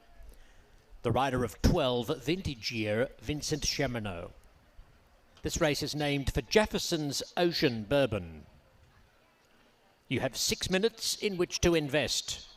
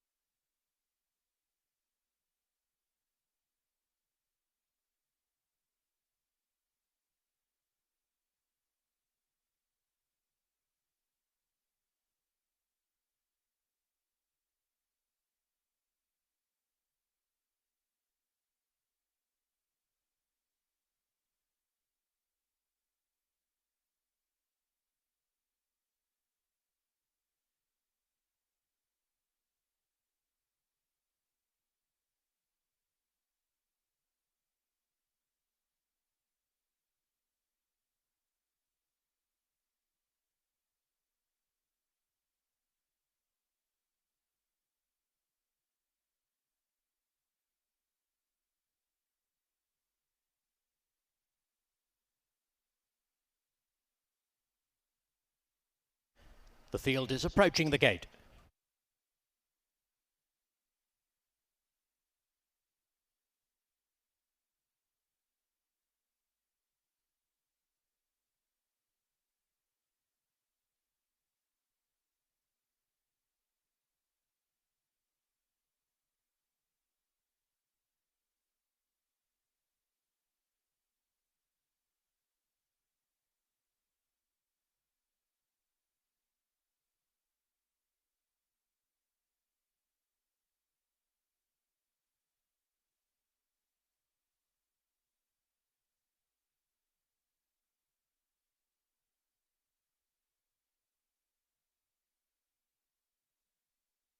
Moving into line.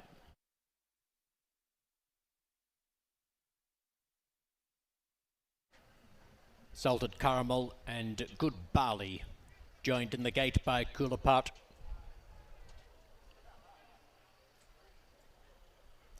Tracking Error.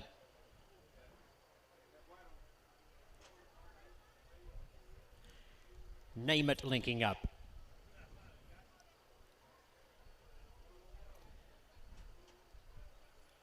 The Hidden Chamber, followed forward by Warlander. Barricade being positioned. An efficient gate load right off Jerry, the second last, and Vintage Year will complete the line. 1 mile and 5/16 for this allowance, the 5th. Ready to go. Racing. Warlander and Smart Uncle commence well, together with Barricade, and near the inside, Salted Caramel is showing plenty of early dazzle into the first turn, and Name It has gone through to lead. Name It kicks to the front from Salted Caramel and Barricade. Smart Uncle 3 wide around that tight first turn. 1.5 lengths, Warlander, the Hidden Chamber on the inside, followed by Vintage Year and Tracking Error, Good Barley. And towards the tail of the field out wide is Right Off Jerry, with Cooler Part drifting back to be the trailer. They have 1 mile left to go. Name It will lead them up the hill by 2 lengths. From Salted Caramel and between horses, the Hidden Chamber. Wider out then comes Barricade as they race by the 7/8 pole. The field taking much closer order. It's a tight clump. You could throw a handkerchief over them, topping the hill, where Barricade moves into a share of the lead with Name It, followed closely then by Good Barley in the black colours, and the Hidden Chambers pushing through between the two front runners. Warlander's out very wide. He'd be 4 deep. Salted Caramel follows the rail down past the 5/8 pole. A bit further back in the field out wide is Smart Uncle, followed by Right Off Jerry inside of Vintage Year, and a couple of lengths Cooler Part, and last of all Tracking Error. In the vicinity of the 3/8 pole, and Name It on the inside has had a share of the lead throughout. Warlander's cruising up out 3 deep for Jose Ortiz, and between them the Hidden Chamber. It's a line of 3 leaders. Barricade perched just in behind them, easing to the 4 path. Salted Caramel back along the inside as heads are turned for home. Good Barley is next. As they come past the quarter pole, it's Warlander, first time blinkers. Barricade's about to issue a challenge. Warlander and Barricade together coming to the 8th pole. Out wide, Smart Uncle staking his claim. It's Warlander under a left-handed whip, offering staunch resistance on the inside. But now it's Barricade with his nose in front. Barricade, Warlander, Barricade a touch too strong. Beats Warlander by 1/2 length, with Smart Uncle 3rd. Vintage Year was 4th, just in front of the Hidden Chamber.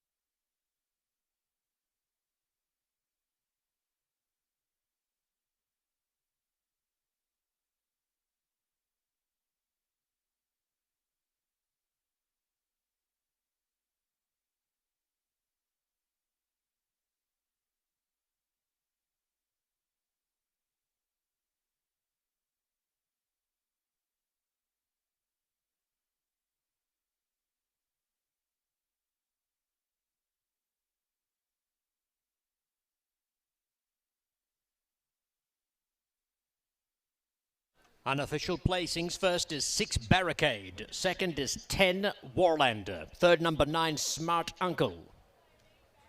Photo fourth. The time 2:05.94.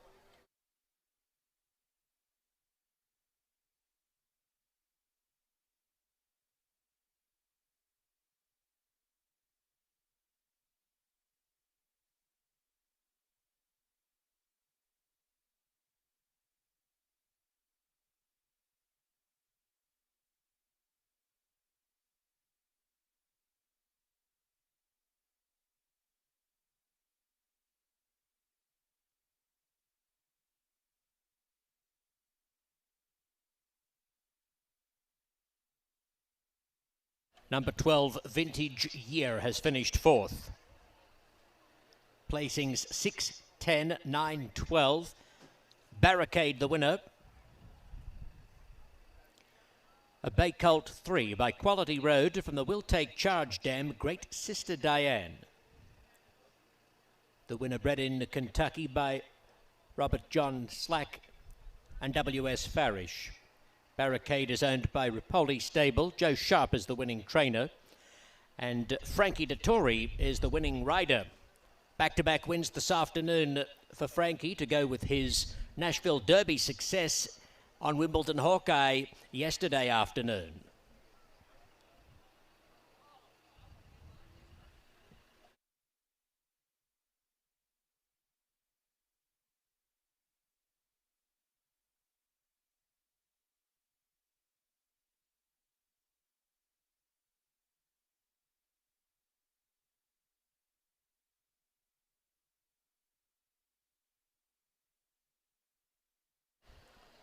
The fifth race was named for Jefferson's Ocean Bourbon.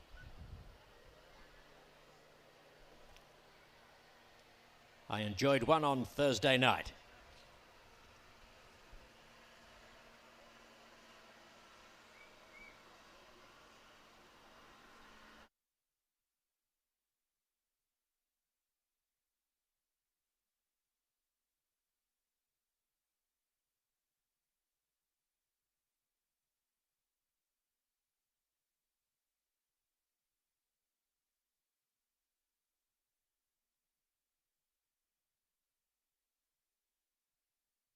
The result is official.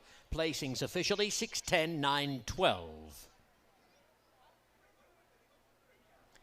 Race 6 opens a $1 pick 6. Pick 6 wagering commencing with the 6th on the program, and that man, Dettori, picks up the mount on number 3 Risk. Frankie onto number 3 Risk. Scratch the also eligibles 13, 14, 15 and 16.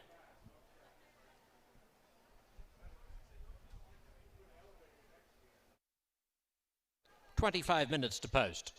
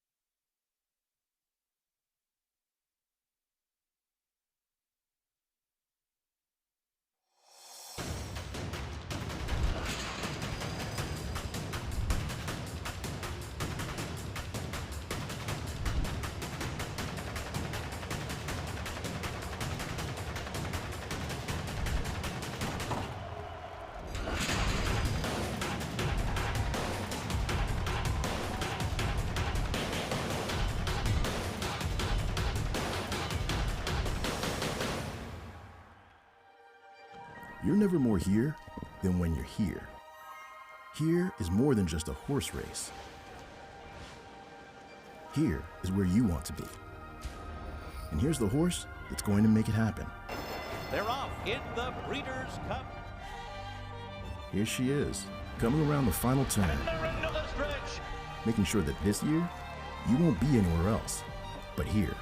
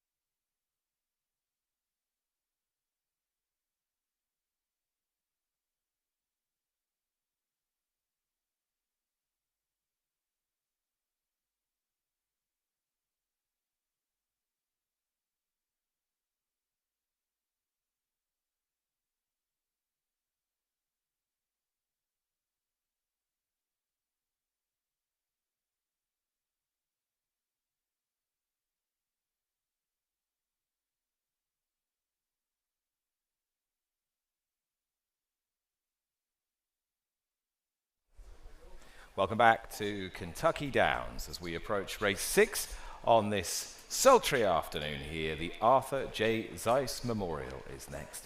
It's 2-year-olds once again, and again a purse of $170,000. And as you'll have seen a little earlier today, an important jockey change. Given the results of the previous 2 races, Frankie Dettori takes over on the 3 here, Risk. Frankie Dettori will ride the 3 Risk, and given the form that he's in, that's clearly going to be a significant advantage. 8-1 for the 3 at the moment, but we'll start by having a look at the 4. 4 is the favourite. Leverage in what looks a tight race for this Arthur J. Zeiss Memorial, and Leverage is trained by Graham Motion, and this is a colt by Belmont Stakes winner Tonalist out of a Smart Strike mare who made a pleasing debut at Delaware Park.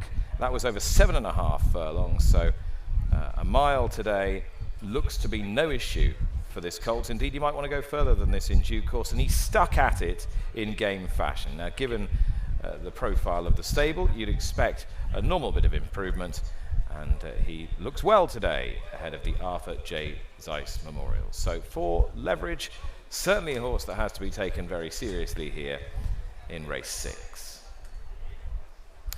Jess Stafford is down in the paddock. I quite like the look of Leverage from my vantage point, Jess, but you're up close with him.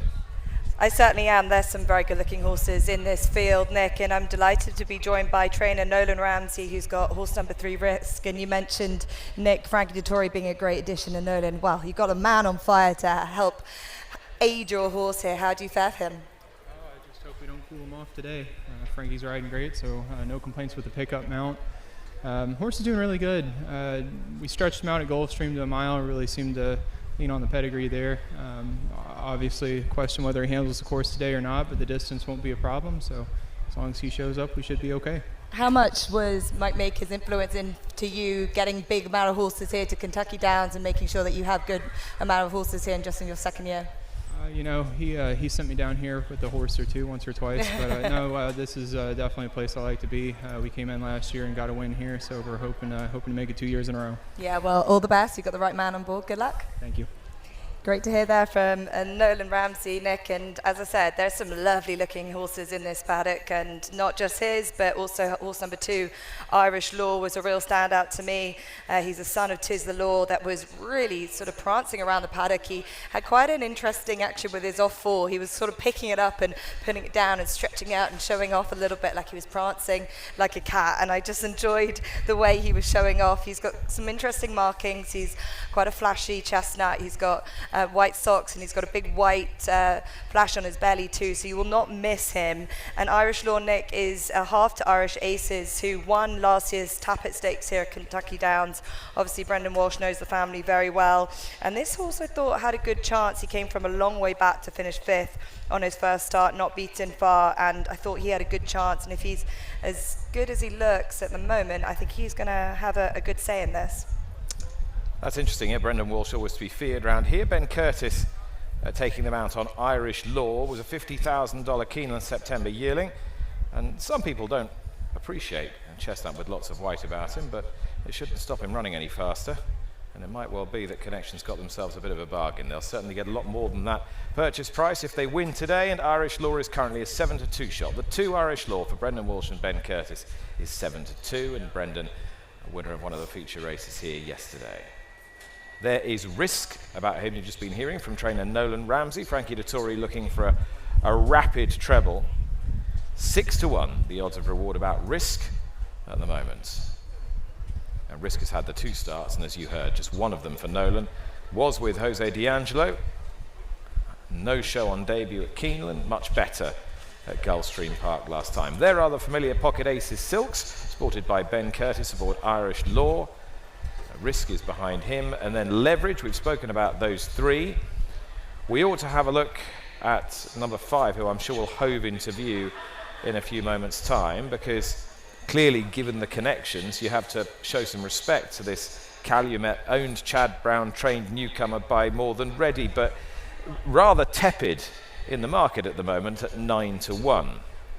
A horse in shot there in the Wasnan Racing Silks. They've already been amongst the winners today in France with stakes success. That's Slide Away. No real money for Slide Away, nor for a newcomer stable companion Time Stream, both for the Asmussen stable, and both colts by Not This Time. And indeed, Slide Away costs $675,000 as a yearling, but is a huge price and seems to be taking no interest whatsoever.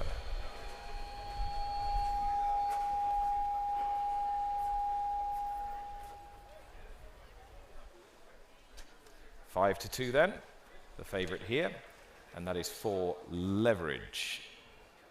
4-1 the 2, Irish Law, and then it's 6-1 each of 2. 1 Password and 3 Risk. Ought to have a quick word about Password. Rudy Brissett trains this colt by Uncle Mo. I thought that was a pretty fair run after a mini break last time, and if moving forward from that, he's another one that you'd have to enter into your calculations. I've gone for Irish Law here. I like 2594. They're parading for the Arthur J. Zeiss Memorial.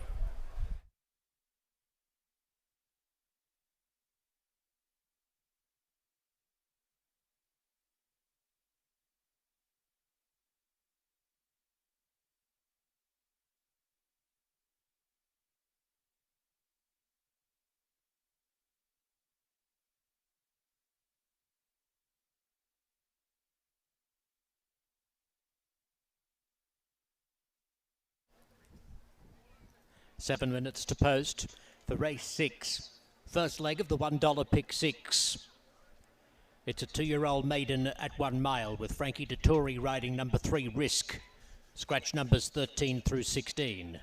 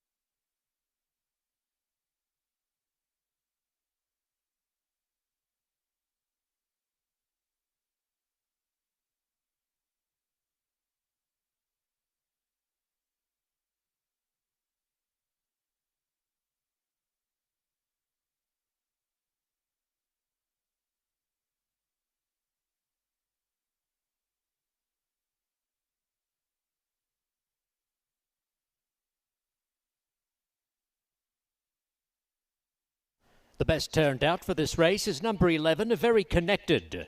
Congratulations to groom Angel with Very Connected number 11 labelled the best turned out.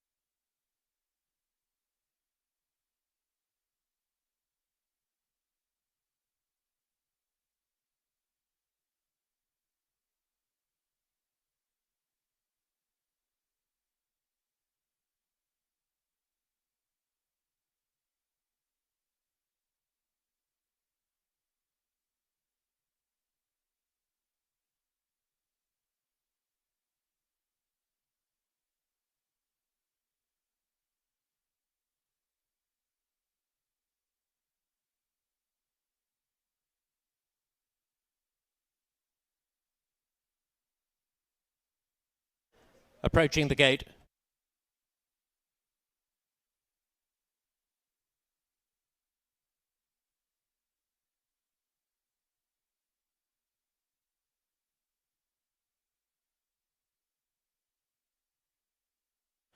Moving into line. Password and Time Stream followed in by Irish Law. Here comes Risk. Frankie Dettori with the pickup mount has won the last two on the card. Props about to be led forward.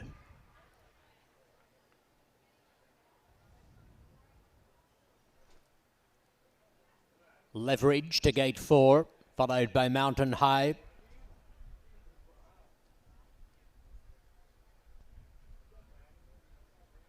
Eva Ready. Next in will be Ketam, number 10. Blinkers off, Ketam. That's not the only thing off, because he's also a first-time gelding. Very Connected joining the line with Slide Away, and Western Warrior will be the last in. A dozen to do battle in this 1 mile maiden for 2-year-olds. Set. Racing. Slide Away dawdled out of the gate. The others began almost in a perfect line. Mountain High, one of the early leaders. Mountain High with his nose in front of Risk, and out wide on the course, Props are showing prominently, and Password is booting along the fence for Machado. Katam is into a prominent position also with Irish Law as they descend the hill, making the right-hand bend. It's Password and Mountain High stride for stride by 2 lengths to Western Warrior, circumnavigating the field. He puts his nose into third spot. Risk on the inside, followed closely by Katam. And they're at the 5/8 pole. That pair about 5 or 6 lengths off the lead. Irish Law travels mid-pack in the red colours with a couple of lengths off to Props, who covers Eva Ready as they draw towards the 3/8 pole. Next out wide on the course is Very Connected. He'd be 15 from the front. Leverage in that clump of horses. Time Streams on the rail. And Slide Away is a conspicuous last at the top of the lane. 5/16 to go. Password moves out by 2 lengths to Mountain High. And they're followed wider on the course by Western Warrior. Irish Law, the white face, red colours to the extreme outside. Now back nearer the inside, Eva Ready creeping into contention as they come towards the 8th pole. Machado gets stuck into Password, and he's nicely clear. Password more than 2 lengths from a wall of pursuers, including Very Connected from a long way back and Irish Law. But it's Password in front, and Password up on the pace throughout. Scores a dominant victory over Irish Law, Very Connected, and Props finished on for 4th.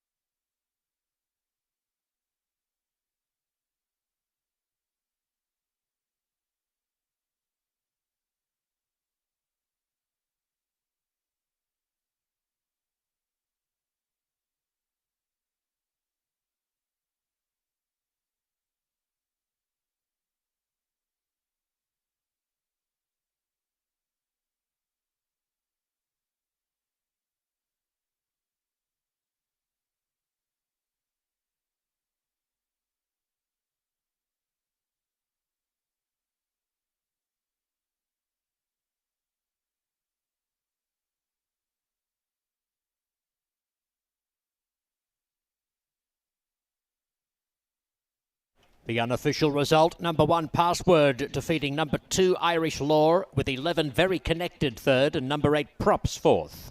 1-2-11-8, the time 1:35.23.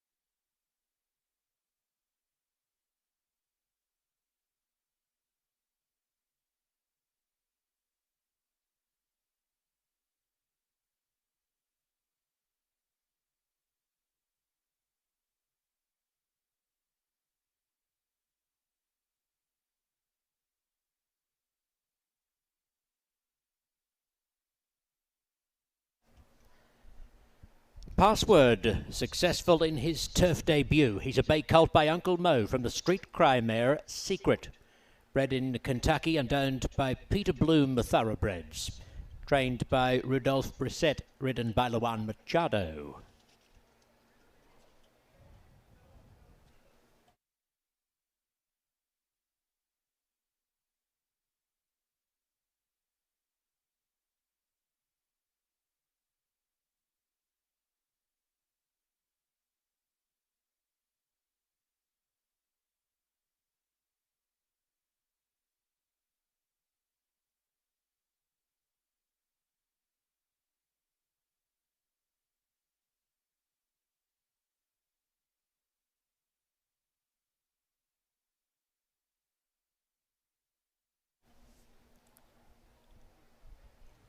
The 6th race was the Arthur J. Zeiss Memorial.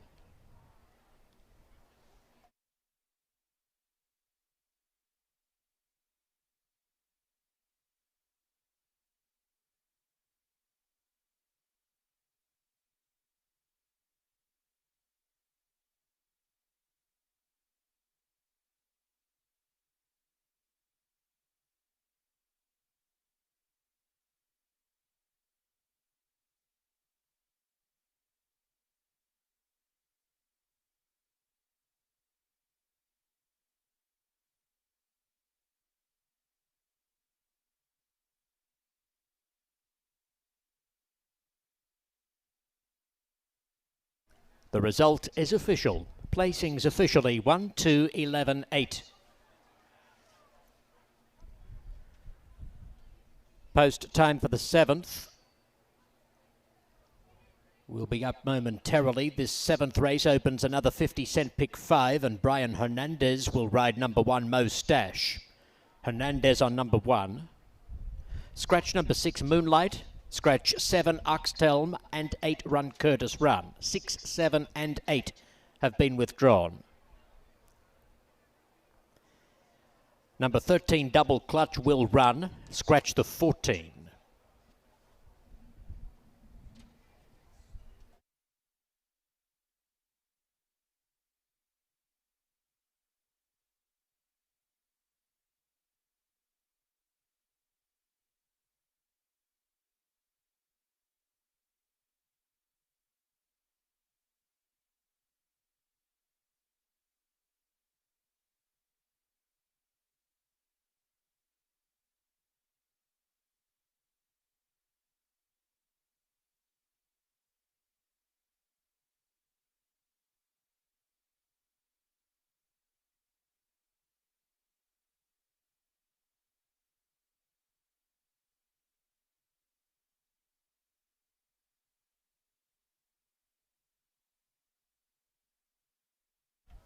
Confirming 25 minutes to post for the 7th. 25 minutes.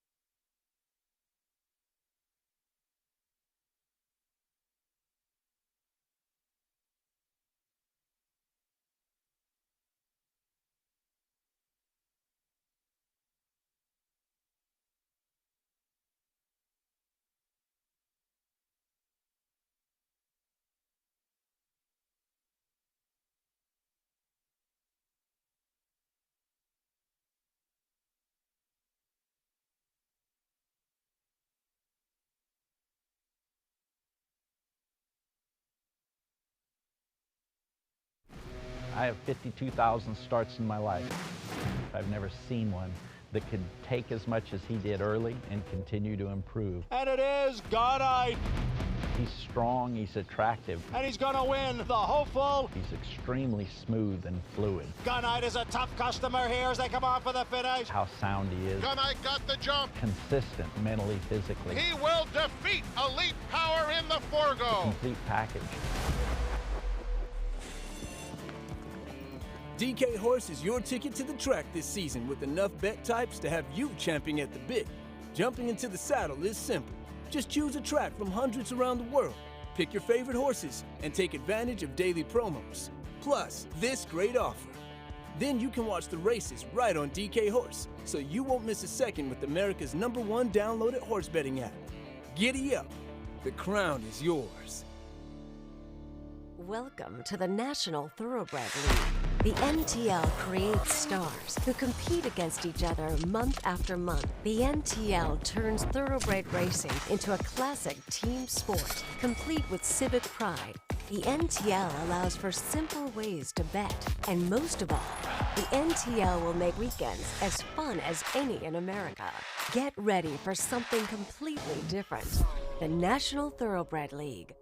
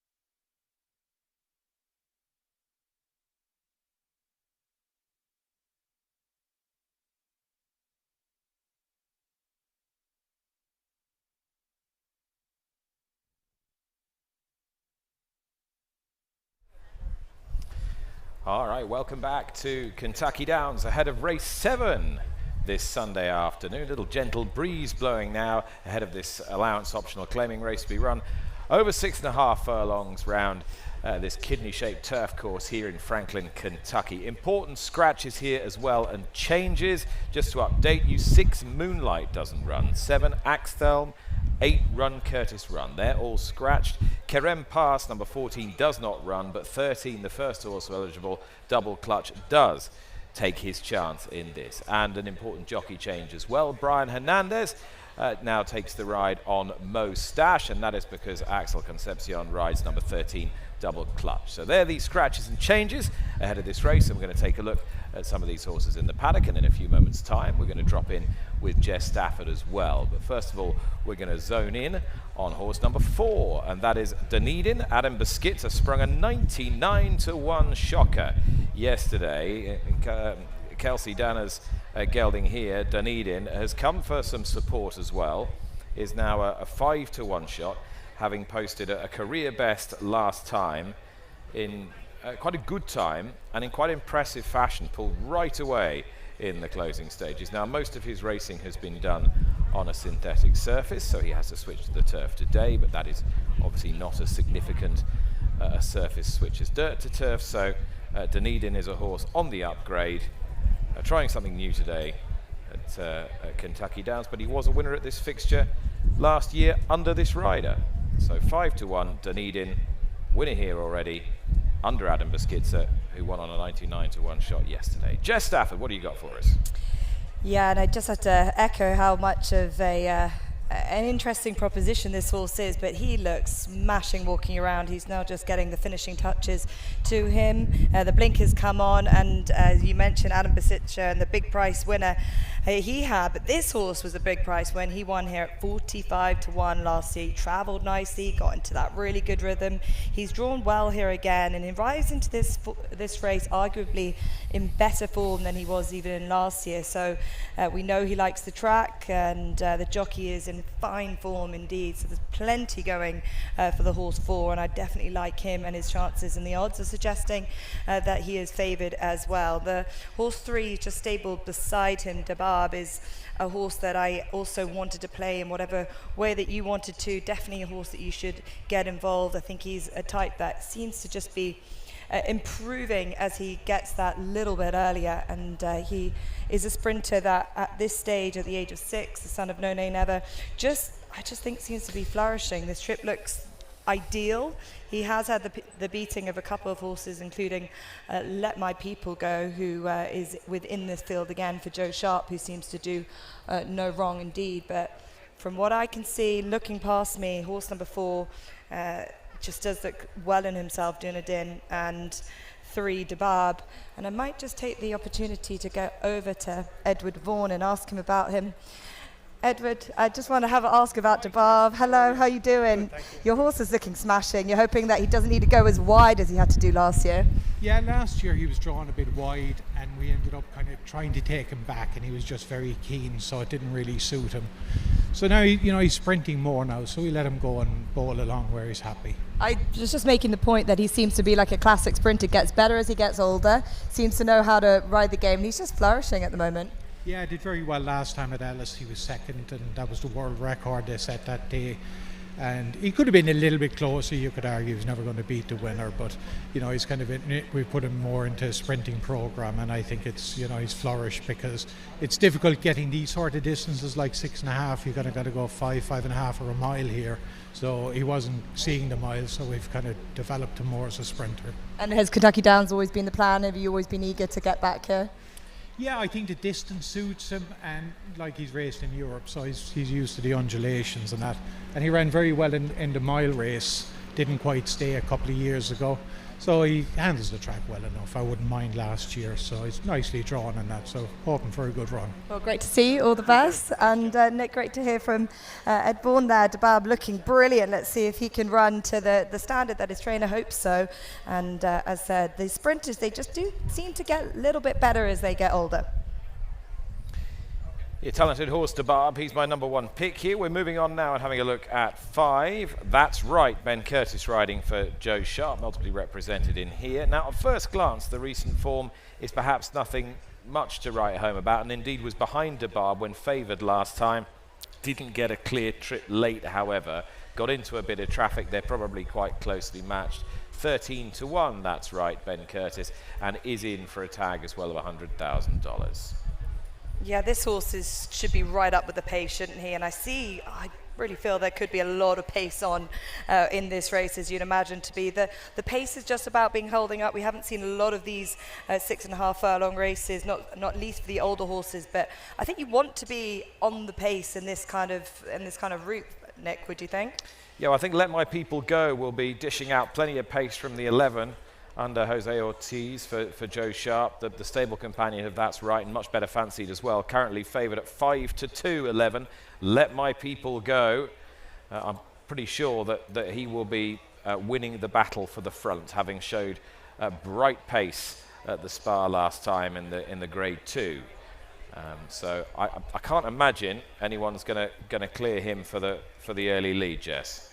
No, and right in the right position to do so as well. You can see Joe Sharp's had his team in super order, and that's exactly at this stage where he wants them to be in. Let My People Go. I thought exactly the same as you, considering what he's done this season. He kind of didn't really get in. He got into his position early enough and very well last time at Saratoga, and then he sort of lost it a little bit. It didn't really seem to be the best of him, but that was a Grade 2.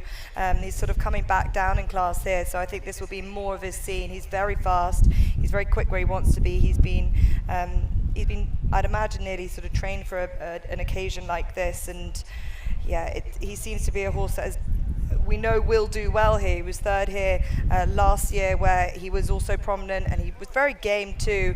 I just think that, I just hope the extra half a furlong around here doesn't stretch him, which it might have just done last year. Yeah, 2 good efforts on his CV. Here at Kentucky Downs, Let My People Go, closely matched with DeBarb on 2 of their runnings earlier on in the season.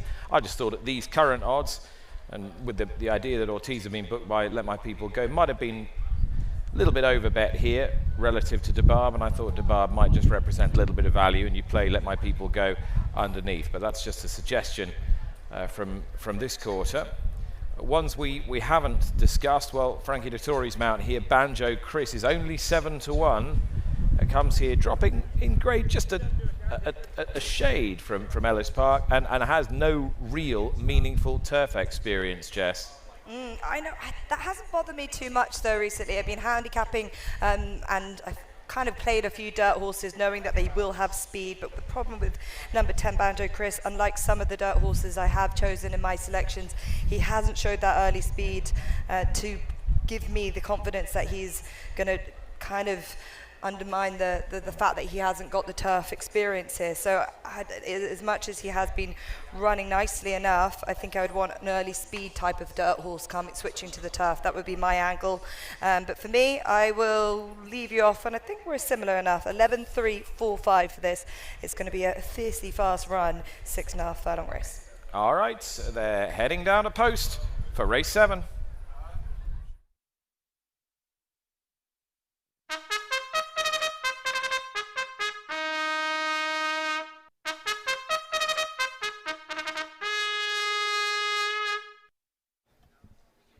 Eight minutes to post as they move on to the track for race number 7. A 6.5 furlong allowance for 3-year-olds and up, opening a 50-cent pick 5. The rider of number 1 Moustache, Brian Hernandez. Scratch numbers 6, 7, 8, and 14.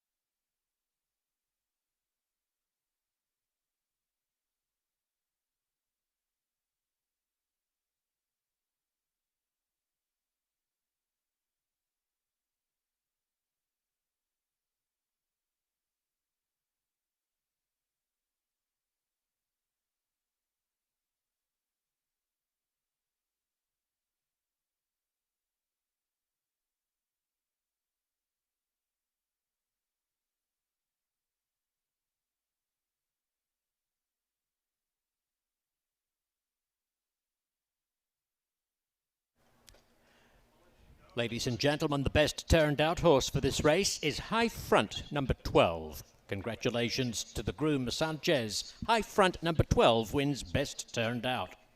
Post time 2 minutes away.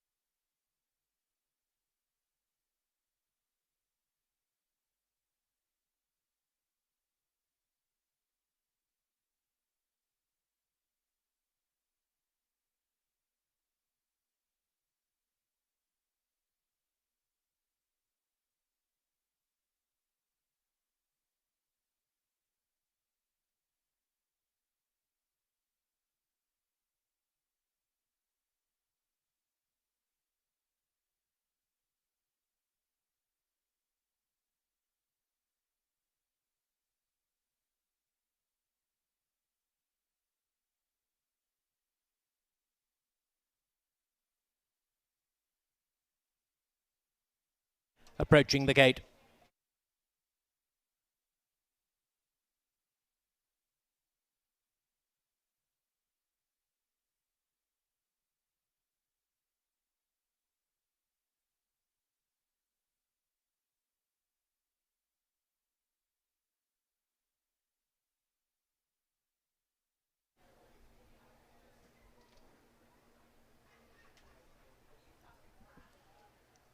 Moving into line. Moustache to the inside stall. Lofty Adjudicator comes up. Balakazoo followed by Banjo Chris. Dabab and Let My People Go. Next in will be Dunedin, getting some overdue respect at the windows after Kentucky Downs wins at 22-1 3 years ago and 45-1 last year. He's being kept safe in the betting at 7-1 at the 2025 meet. High Front has joined the line. That's right. About to come forward. And Double Clutch will be the last in.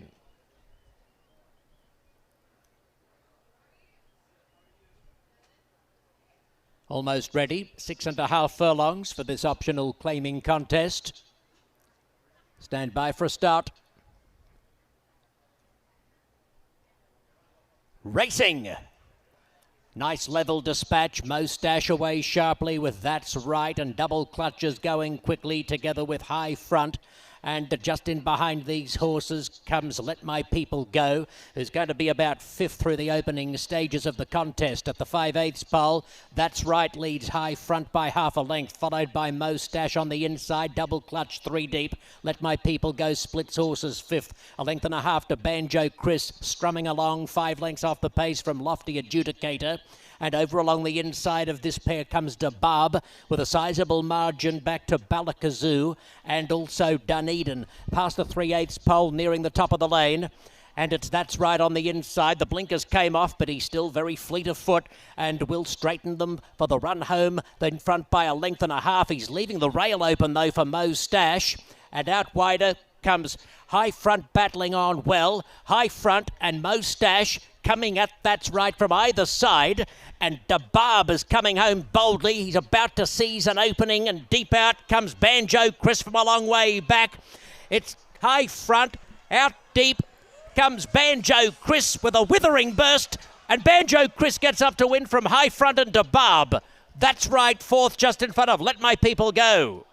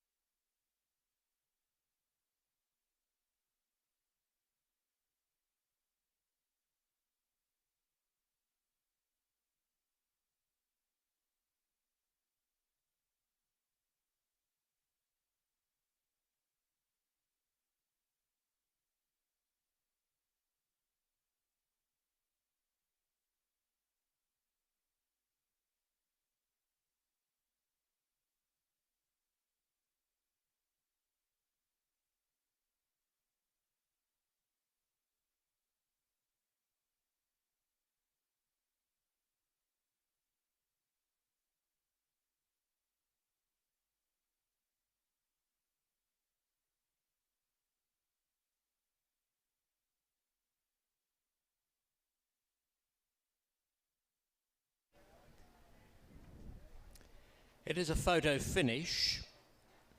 No placings up as yet.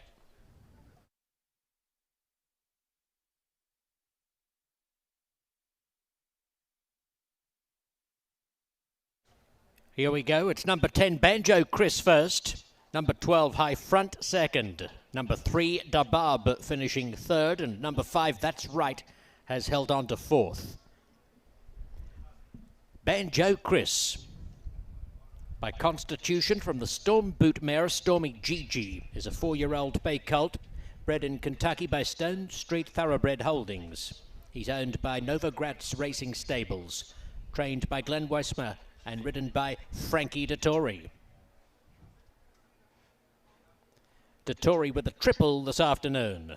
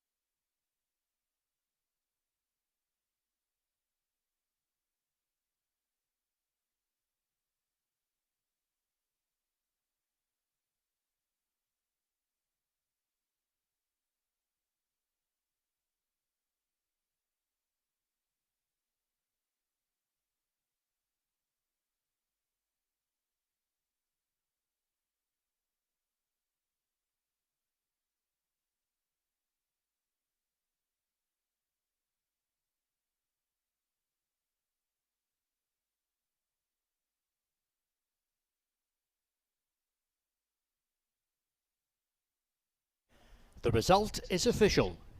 Placings officially 10, 12, 3 and 5. The upcoming 8th race opens the final 50-cent pick 4 of the day. Pick 4 wagering, scratch number 6, Queen Juno. Number 6 comes out along with the also eligibles 13 through 16. 26 minutes to post.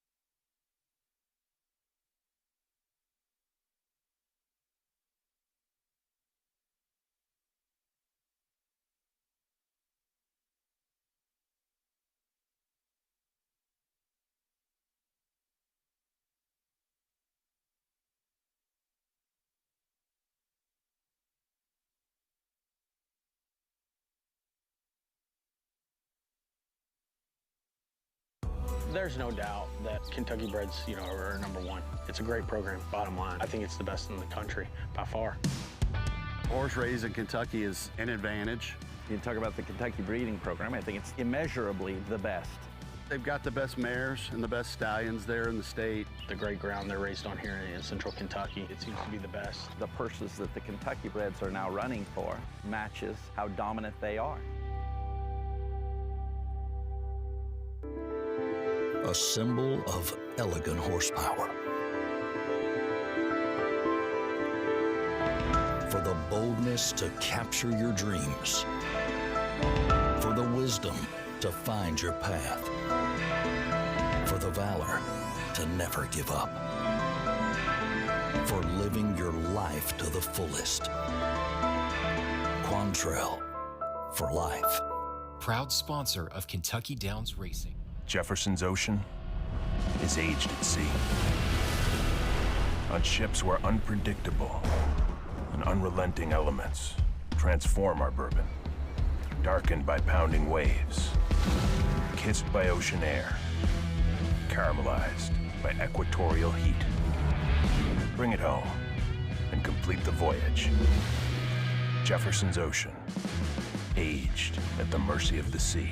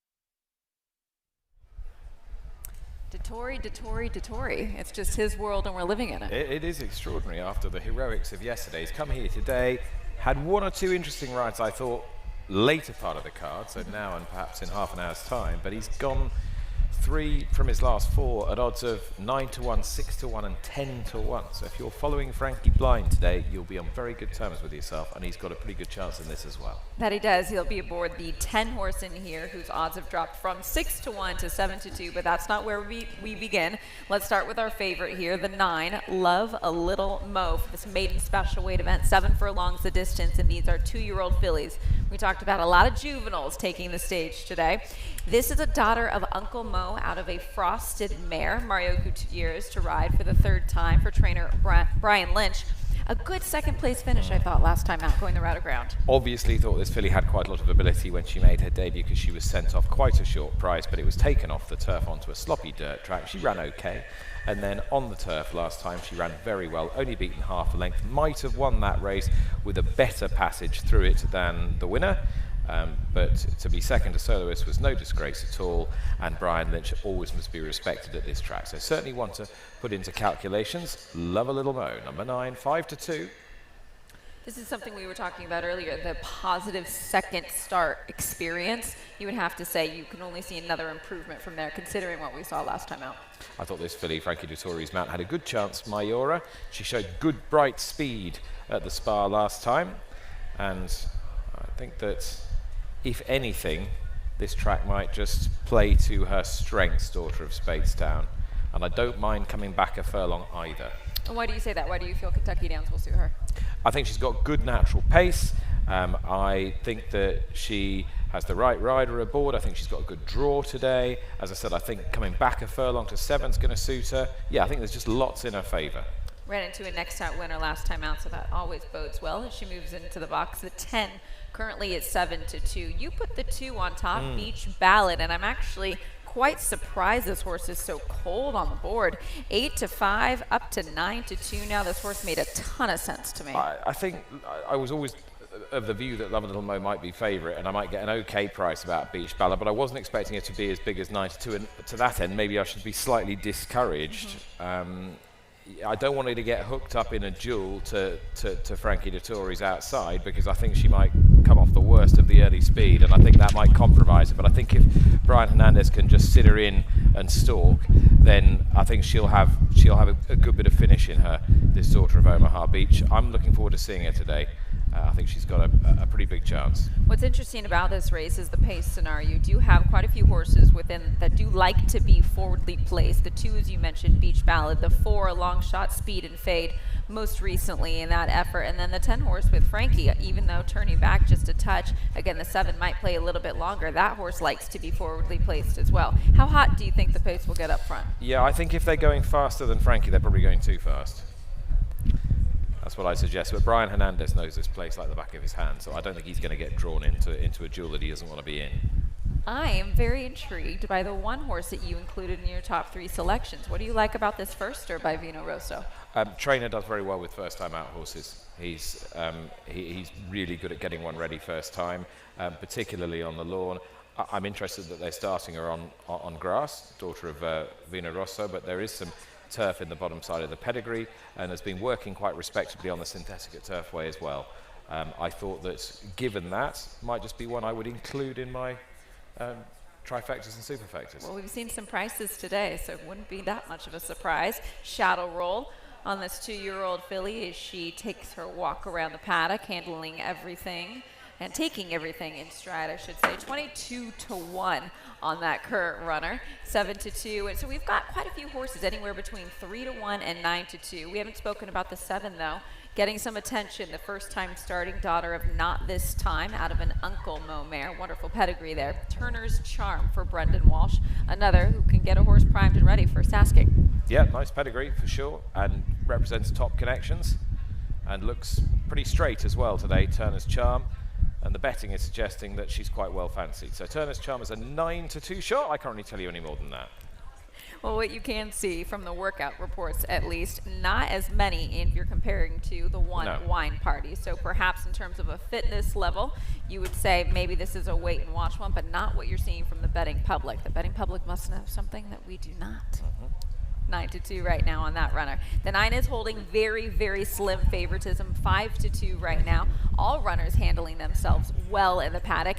It was interesting hearing from trainer Wesley Ward yesterday about certain horses that really appreciate coming over here. He had a nervous runner in Arrest Me Red that really appreciated being out here at Kentucky Downs with the open, expensive space. And I would think the 2-year-olds, it could either be alarming or they would love it, but considering some of these haven't raced much, this newness may not be all that different to them. It's something they can embrace. For sure. I'm interested in the bottom one a little bit here. I wouldn't entirely rule her out. Great Kerry Lee. Vicky Oliver's already had a winner here this afternoon at a biggish price, and this Daughter of Caravaggio has lots of turf in her breeding, and she wasn't able to run on the intended turf in Indiana first time up. That was taken off and put onto the sloppy dirt track, and she actually ran quite well. I mean, it was a pretty short field in the end, but she ran perfectly respectably, and she finished off her race well too. So I would certainly give her a little squeak at big odds to the outside. You know this pedigree well. What have you seen from the sons and daughters of Caravaggio? Caravaggio had a winner here on Thursday, didn't he? He himself, I thought, was very, very talented. Perhaps not entirely straightforward. I think some of the progeny can just be a little on the muscle, but I think they can run. They're talented. I think this is the right sort of distance for them.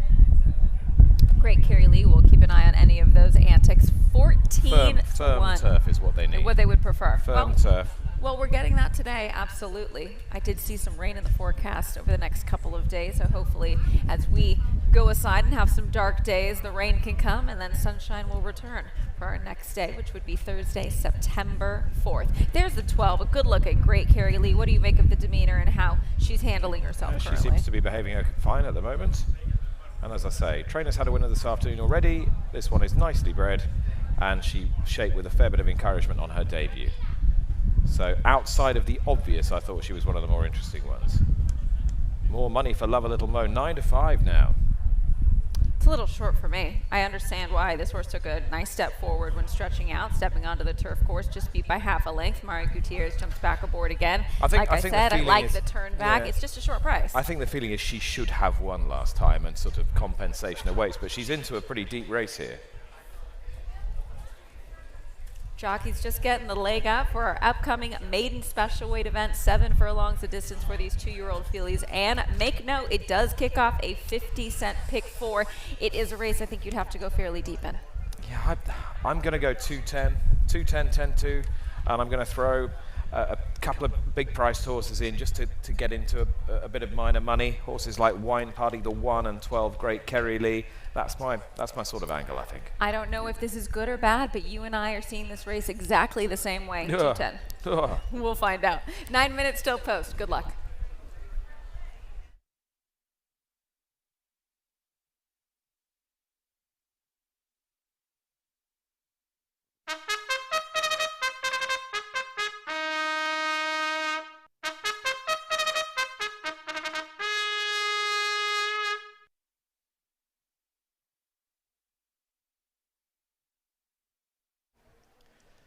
Moving on to the course for race 8. 2-year-old fillies in this 7 furlong maiden, which opens a 50-cent pick 4 in 9 minutes. Scratch numbers 6, 13, 14, 15 and 16. Race 8 is named for the National Thoroughbred League.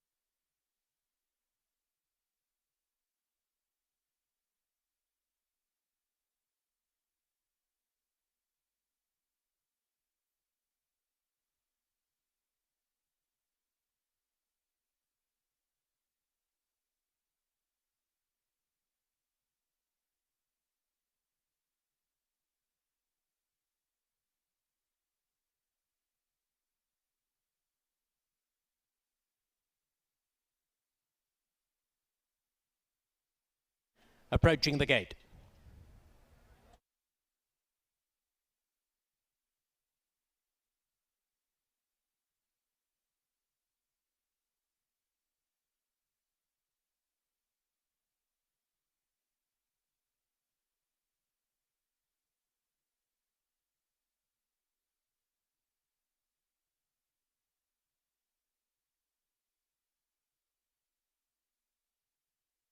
About to move in.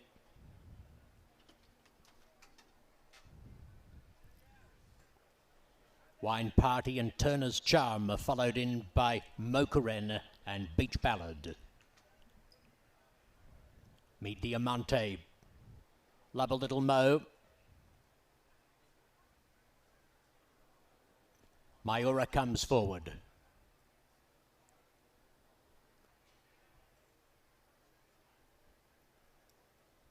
Mi Diamante having a little think about it behind gate 3.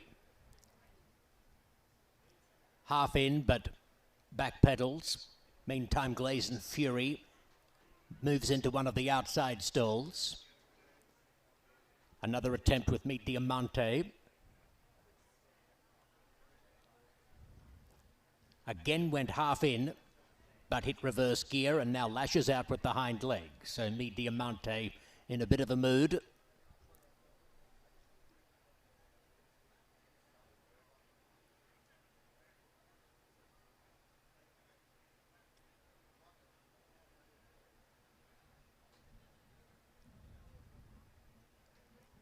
Assistant starters linking arms behind Mi Diamante, but she's yet to be persuaded.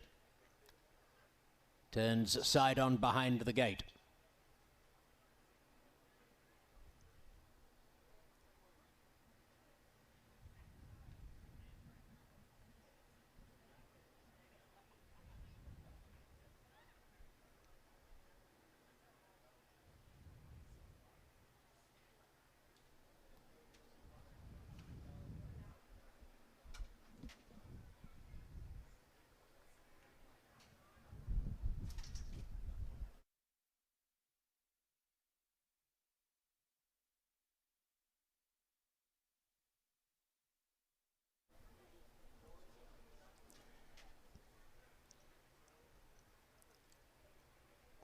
Still no luck with Mi Diamante.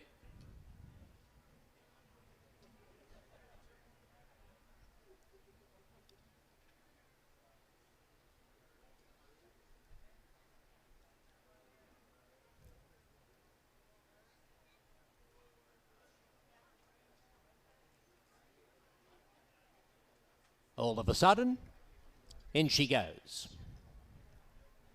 So, the final trio. Together again, My Stubborn Lassie and Great Kerry Lee. I must say that the young fillies who've been standing in the gate for a protracted period have been on very professional behaviour. They're a credit to their conditioners. Great Kerry Lee's the last to line up, all set, ready now. Racing. My Stubborn Lassie, one of the first to go. Glazing Fury showing good pace from out wide. Turner's Charm is in the hunt and Great Kerry Lee shows prominently out very wide. Mokuren is within 3 lengths of the pace. Love a Little Mo has the all white colours. Mayura cast very wide in the early stages. Mi Diamante's back along the rail, coming down past the 5/8 pole. Beach Ballad is next. Together again, second last, 10 from the lead and 3 lengths to Wine Party. Around the turn, and Glazing Fury is the front runner by a length and a half. Glazing Fury ahead of Great Kerry Lee, followed by Love a Little Mo in the white colours, 3 wide, and My Stubborn Lassie is handily positioned on the fence. Turner's Charm, 1 off the rail in the dark blue. Mayura still travels wide, coming towards the 5/16 pole. Mokuren's even wider, covering more ground than Lewis and Clark as they turn for home. Mokuren way out in the middle of the track as they come down past the quarter pole in upper stretch. And up on the inside here, it's still Glazing Fury, battling with My Stubborn Lassie. My Stubborn Lassie with a narrow lead. Turner's Charm takes a split. Mi Diamante out wide. Here's Together Again from nowhere, and Beach Ballad late on the scene. My Stubborn Lassie gets to the front. My Stubborn Lassie has won from Turner's Charm. Beach Ballad finishing on, and Together Again was fourth.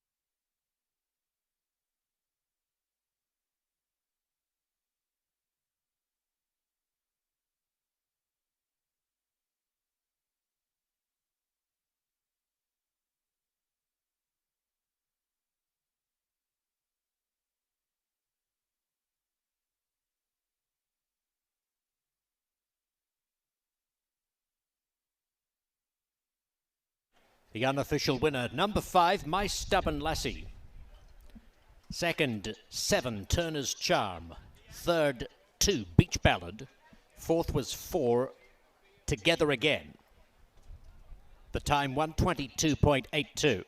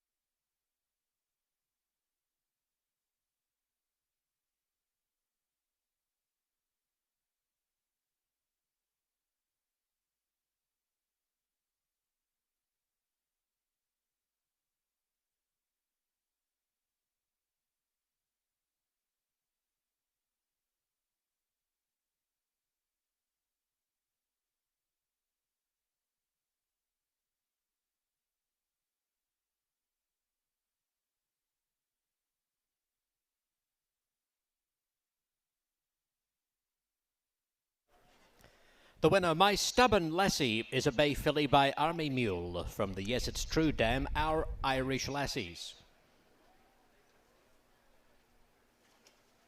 She was bred in Kentucky by Flying H Stables. My Stubborn Lassie winning the race for BG Stables. Peter Urton is the winning trainer. Ben Curtis the victorious jockey.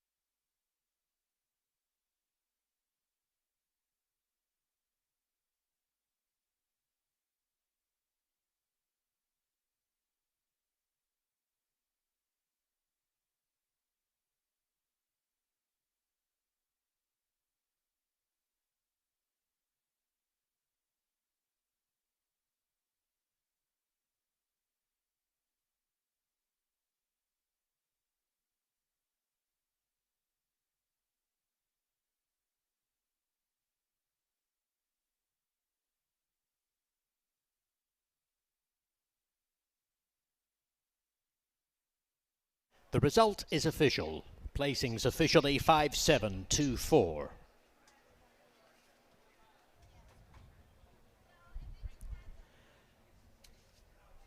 Race 8 was named for the National Thoroughbred League.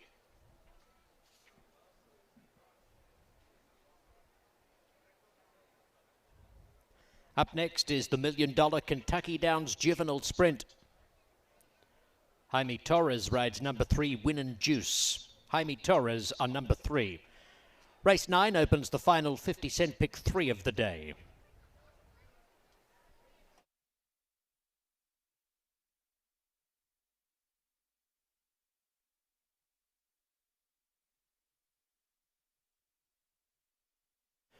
"23 minutes to post."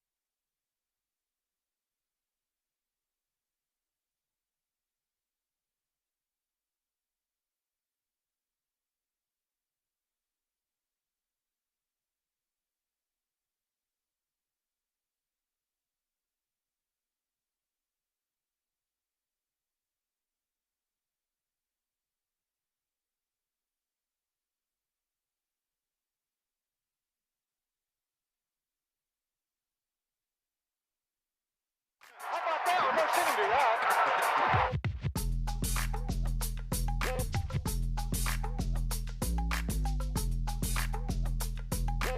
We get that look that we're going for when it comes to this.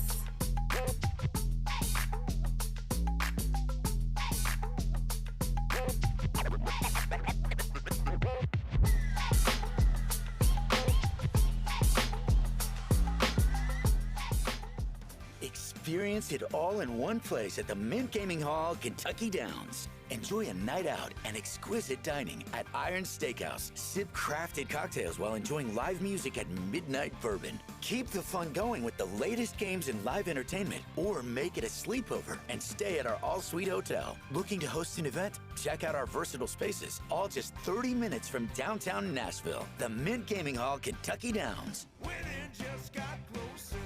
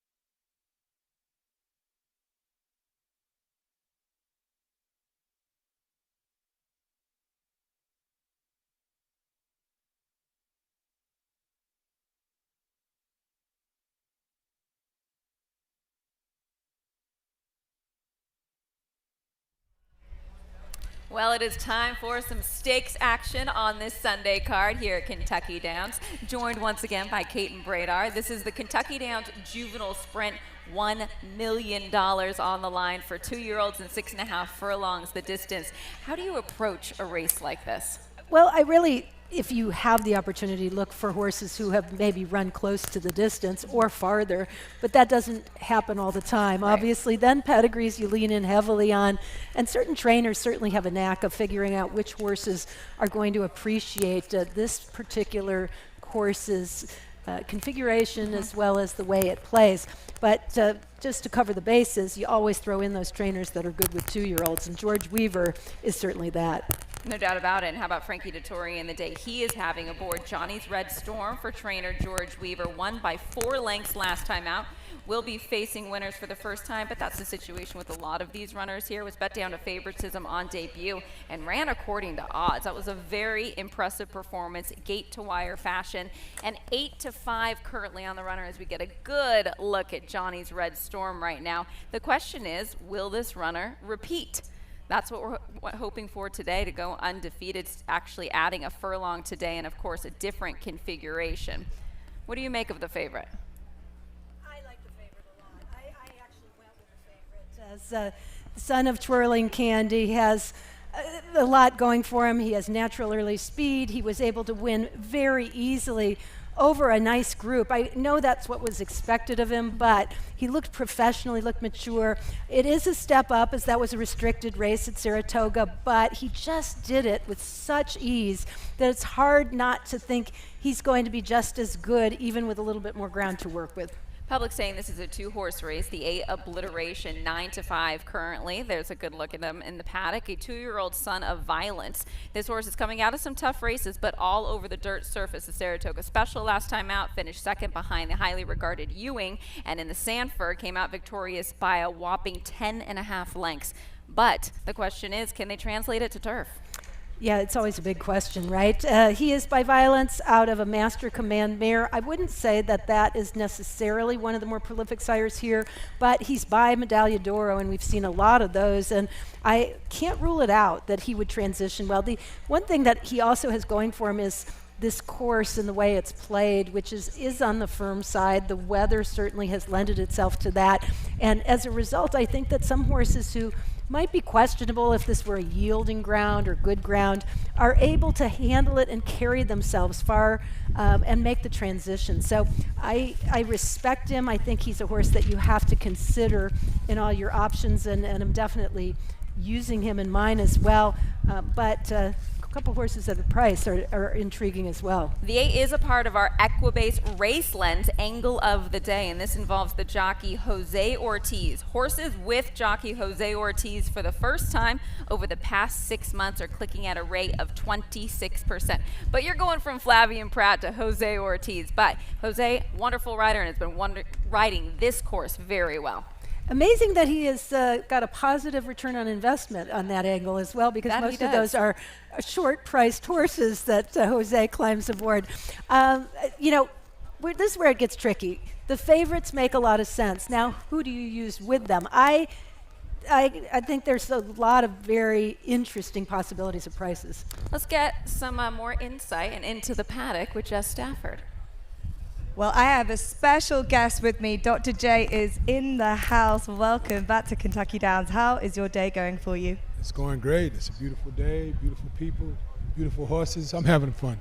And why is racing so important to you, to bring more people into racing? I know that's right at the top of your agenda at the moment. Yeah, I think the team racing aspect of it is something that has caught on. And in the last 2 years, it's moving in the right direction. You know, my team is a winner last year, Philadelphia Stallions, bringing up last place this year, so we got to finish somewhere in between and go forward from there. Okay. But I'm very happy with it. I'm very excited. Right, are you ready to get the riders up for here? Ready for the riders up. Let's do it. Riders up. Let's go. Wonderful job there, of course, NBA legend and Hall of Famer Dr. J. Julius Erving, and part of the National Thoroughbred League. It's kind of a new team. You think of Formula One racing? That's essentially what it is. And it's the opportunity to showcase all the sport has to offer, not just the action on the track. Of course, that is the foremost focus, and the competition league style, but also the things that go along with it, all the luxury, the dining, the fun. Excitement, the fun. And, you know, that is really what I think is so unique about Kentucky Downs as well, that you tie in all of that together, and if you can pull in a winning ticket, it makes it that much sweeter. The two horses that I think you got to decide between are the 5 and the 6 as your long shot plays. The 5 Twilight Delight is sneaky here. It has a lot of early speed, has a great pedigree, and I think because of a bit of under the radar connections is a really big price right now at 13 to 1. And the 6 as a Zam is another George Weaver horse, but making his US debut by way of Great Britain. Look out for those sneaky Great Britain horses. We've seen some prices already, and the Brits do love this track. It is the Kentucky Downs Juvenile Sprint in 8 minutes time.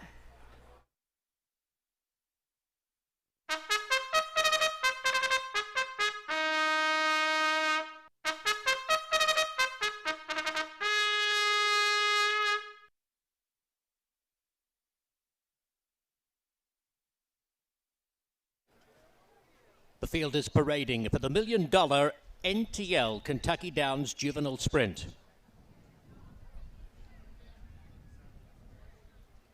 Number 1, Zeus's Echo, trained by Christopher Davis for Ridiculous Gasmanian Stables.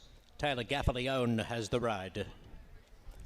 Number 2, Johnny's Red Storm, is owned by John Cronin Jr. and RAP Racing, trained by George Weaver and ridden by Frankie Dettori.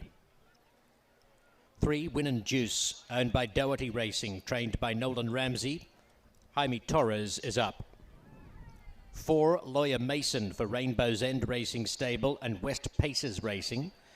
Thomas Morley trains, Brian Hernandez Jr. rides.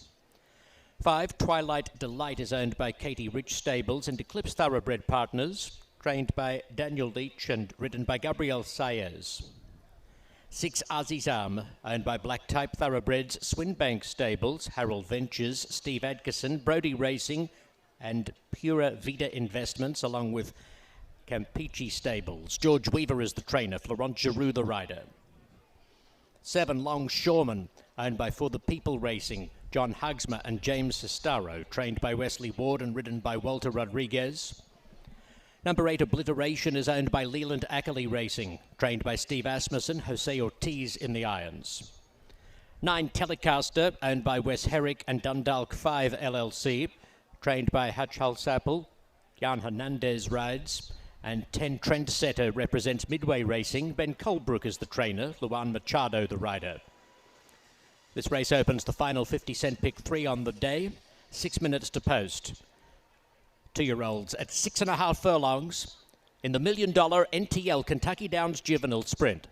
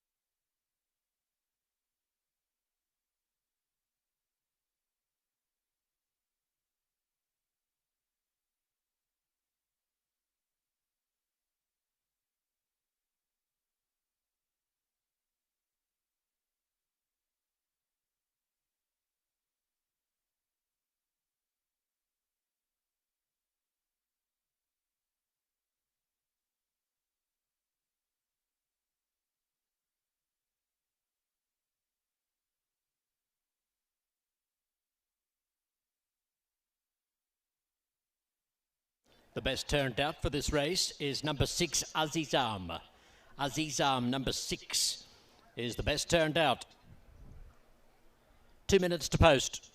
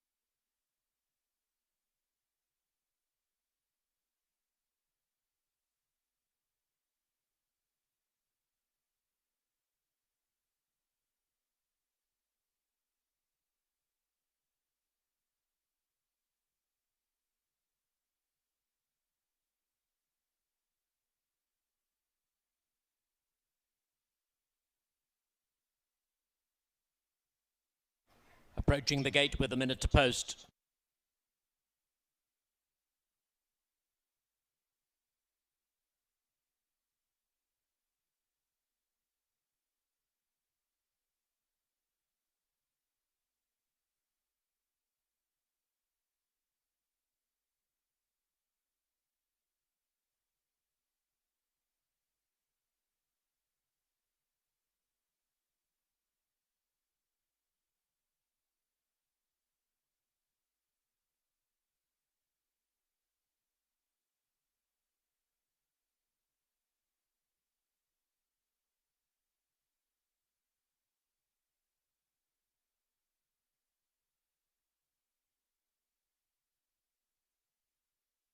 Entering the gate, Zeus's Echo to the inside stall.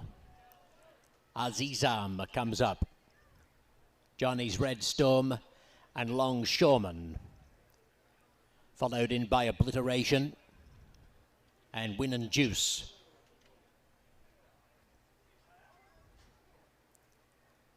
Half a dozen in the gate. Next couple will be Telecaster and Lawyer Mason. Lawyer Mason just becoming slightly stirred up. Lawyer Mason walks up into gate 4, and the last 2 to load will be Twilight Delight and Trendsetter. 6.5 furlongs for the NTL Kentucky Downs Juvenile Sprint.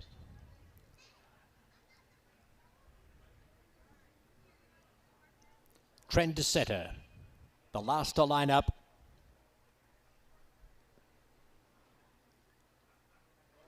About to break. Racing. Near the inside, Johnny's Red Storm begins brilliantly. Johnny's Red Storm and Obliteration both going very fast, and Twilight Delight's almost matching them in the middle, followed by Longshoreman and Zeus's Echo, Win and Juice. A gap of 2 lengths to Telecaster, 6 lengths from the pace, 4 lengths to Lawyer Mason, getting a long way back in the field, together with Azizam and Trendsetter. Past the half-mile pole, they string out over 11 lengths. And the lead belongs to Johnny's Red Storm, but he has company. It's no place for the faint-hearted. Twilight Delight within ahead of him. Obliteration is close up, out 3 wide. Zeus's Echo just in behind them along the fence. Longshoreman lurking close up by the 2 lengths off the lead in the black silks, and wider out Win and Juice is putting in a dash as they turn for home. Past the quarter pole, and it's Johnny's Red Storm on the inside. Twilight Delight battling on. Here comes Azizam, the grey down the outside with a big burst. Twilight Delight tries to hang tough with Obliteration. Johnny's Red Storm still the leader. Johnny's Red Storm getting away again. Azizam flattens out. Johnny's Red Storm, part of George's Juvenile juggernaut. And isn't Frankie having himself a weekend? Obliteration was second. Azizam loomed large but ended up third in the Juvenile Sprint of 2025.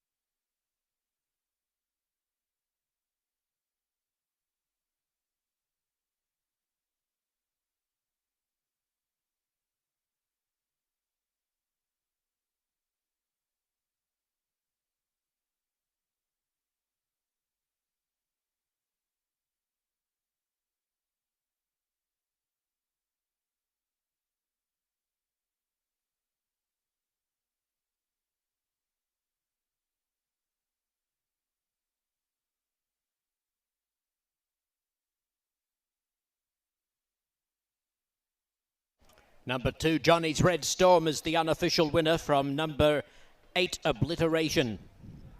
Third, 6, Azizam. Photo fourth, the time 1:14.83.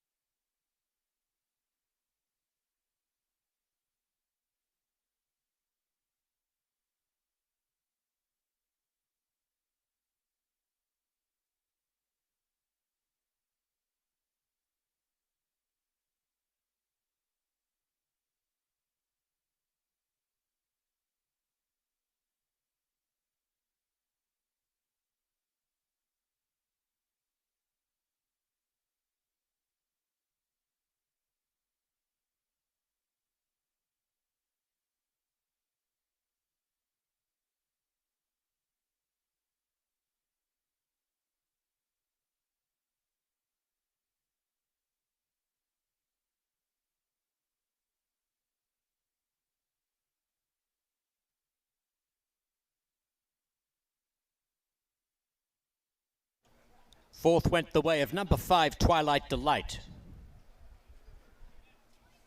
Placings 2, 8, 6, 5 as Johnny's Red Storm returns victorious. 2 starts for 2 wins for this dark bay or brown colt by Twirling Candy from the Intermischief Dam, Estoril. Bred in Kentucky by St. Elias Stables. Owned by John Cronin Jr. and RAP Racing.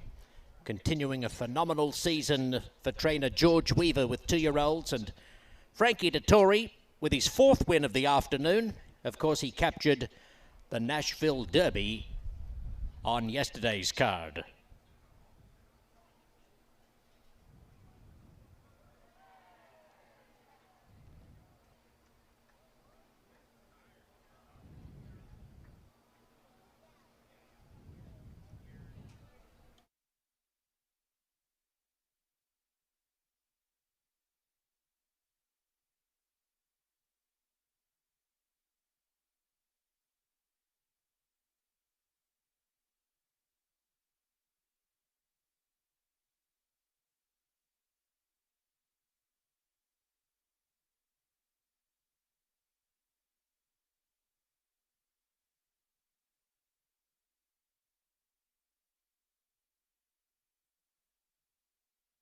The result is official.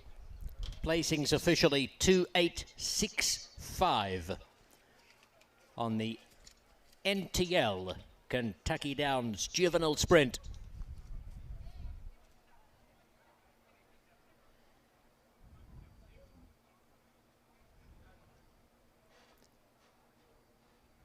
In the 10th race, scratch number 10, Fantastic Again, and number 14, St. Anthony. 10 and 14 are out. 2 jockey changes. Number 4, Lorenz, Jaime Torres. Torres on number 4. Number 11, Mountain Bear, Victor Espinosa. Espinosa on number 11.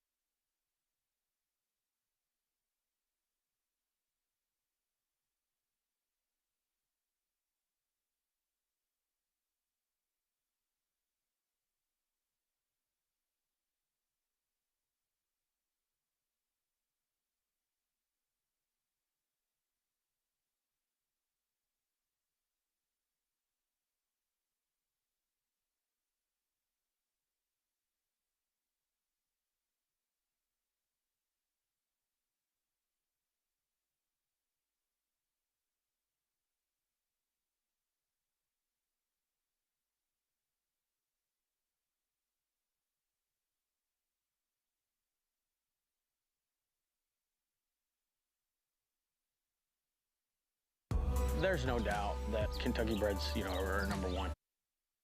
There's no doubt that Kentucky Breds, are number one. It's a great program, bottom line. I think it's the best in the country by far. Horse raised in Kentucky is an advantage. You talk about the Kentucky breeding program, I think it's immeasurably the best. They've got the best mares and the best stallions there in the state. The great ground they're raised on here in central Kentucky, it seems to be the best. The purses that the Kentucky Breds are now running for matches how dominant they are. Experience it all in one place at the Mint Gaming Hall, Kentucky Downs. Enjoy a night out and exquisite dining at Iron Steakhouse. Sip crafted cocktails while enjoying live music at midnight bourbon. Keep the fun going with the latest games and live entertainment, or make it a sleepover and stay at our all-suite hotel. Looking to host an event? Check out our versatile spaces, all just 30 minutes from downtown Nashville. The Mint Gaming Hall, Kentucky Downs. Welcome to the National Thoroughbred League. The NTL creates stars who compete against each other month after month. The NTL turns thoroughbred racing into a classic team sport, complete with civic pride. The NTL allows for simple ways to bet, and most of all, the NTL will make weekends as fun as any in America. Get ready for something completely different. The National Thoroughbred League.